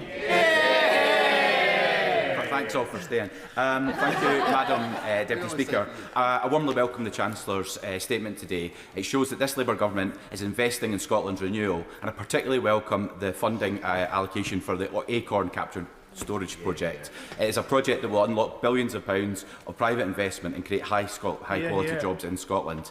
I can ask then the Chancellor how this will create jobs in my constituency of Livingston and also support sites like Grangemouth to thrive. Chancellor. I thank my honourable friend for that question. And after backing Teesside and Merseyside for carbon capture and storage last year, we're really pleased today to be able to announce the tranche 2 of carbon capture and storage with backing for both Acorn and Viking. And we will crack on and get that investment to Aberdeenshire, as well as the investment that we're putting into Great British Energy. We know the huge potential that Scotland has to contribute to those jobs and industries of the future, whether that's in energy security, defence and so much more. And that's why we are backing Scotland with this spending review. That concludes the statement. Point of order, Liz Saville-Roberts. And I have endeavoured to contact the Minister as well. During Wales questions, the Secretary of State accused me of unintentionally misleading the House when I raised concerns about the reclassification of the East-West Oxford to Cambridge rail line as an England and Wales project, thereby denying Wales its full share of consequential funding. She claimed that the previous classification as England only was merely, and I quote, a Conservative publishing error, and insisted all heavy rail projects would now be classified in such a way so as to deny funding, of course, to Wales. To my surprise, however, the 2025 Statement of Funding Policy still lists the Oxford and Cambridge line as England only. This contradicts the Secretary of State's assertion and raises questions about the accuracy of her comments in the House. What steps should I take when I have been effectively accused of misleading the House, yet Treasury documents suggest that it is the Secretary of State who has done so? I thank the honourable member for giving notice of her point of order. The Chair is not responsible for the content of members' speeches. However, the Treasury front bench have heard the honourable member's point of order, and I am sure that the Secretary of State will seek to correct the record if necessary. Point of order. Point of order, Jim Allister. Thank you, Madam Deputy Speaker. The whole House, as I am, will be appalled by the grotesque and wanton violence which has afflicted Ballymena in my constituency, and also appalled by the sexual assault on a young 14-year-old girl. There can be no excuse for the resulting violence. However, the government must be aware of underlying tensions produced by uncontrolled and often undocumented immigration. In that regard, would it be in order to ask that the government should make a statement to this House in what it is going to do to constrain the flow of migrants who legitimately travel under freedom of movement from one EU country to another, in this case into the Republic of Ireland, and then pass unchecked from the Republic of Ireland into Northern Ireland, which has been a contributor, particularly in respect of Romas, it would seem, as to the concentration and the problem that has consequently resulted. None of that excuses violence, but it is a matter of concern to many. So can I ask how can I obtain a statement from the government as to how it proposes to address that gap in our controlling who comes and who goes from our own country? I thank the honourable gentleman for his point of order. I've had no notice that the government intend to make a statement. However, the government benches will have heard his comments and now on the record, and he will also have an opportunity tomorrow at business questions to raise this matter again.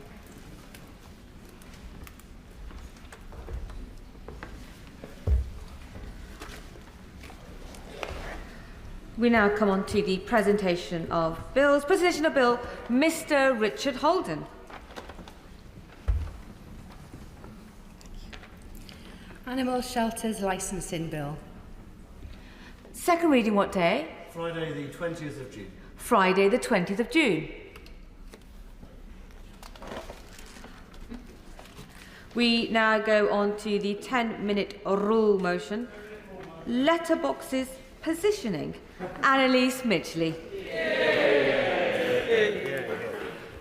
Madam Deputy Speaker, I beg to move that leave be given to bring in a bill to amend building regulations to require letterboxes in new buildings and front doors to be positioned in accordance with British Standard EN 13724/2013. Madam Deputy Speaker, this government says it wants to raise standards and focus on delivery. So I have got a perfect bill for them. It's the letterbox positioning bill. Last Christmas, I visited the Royal Mail delivery office in my constituency in Huyton. I watched our posties working flat out, and it really hit home how hard they work, whatever the weather, whatever the conditions. And I asked, what could I do to help? They said, sort out those low-level letterboxes. Because they're worried that one of these days, one of them could get a life-changing injury, just doing their job. Like Lancaster postie Anthony Quinn, who lost the top of his finger after a dog lunged through a letterbox and bit him. He was just doing his job, delivering the post. Or like South London postie Andrew Burge, who was attacked through a letterbox by a dog that locked onto his hand and wouldn't let go. He suffered serious damage to his ring finger. He was just doing his job, delivering the post. Or like Wakefield postie Elaine White, who lost the top of her finger in another attack.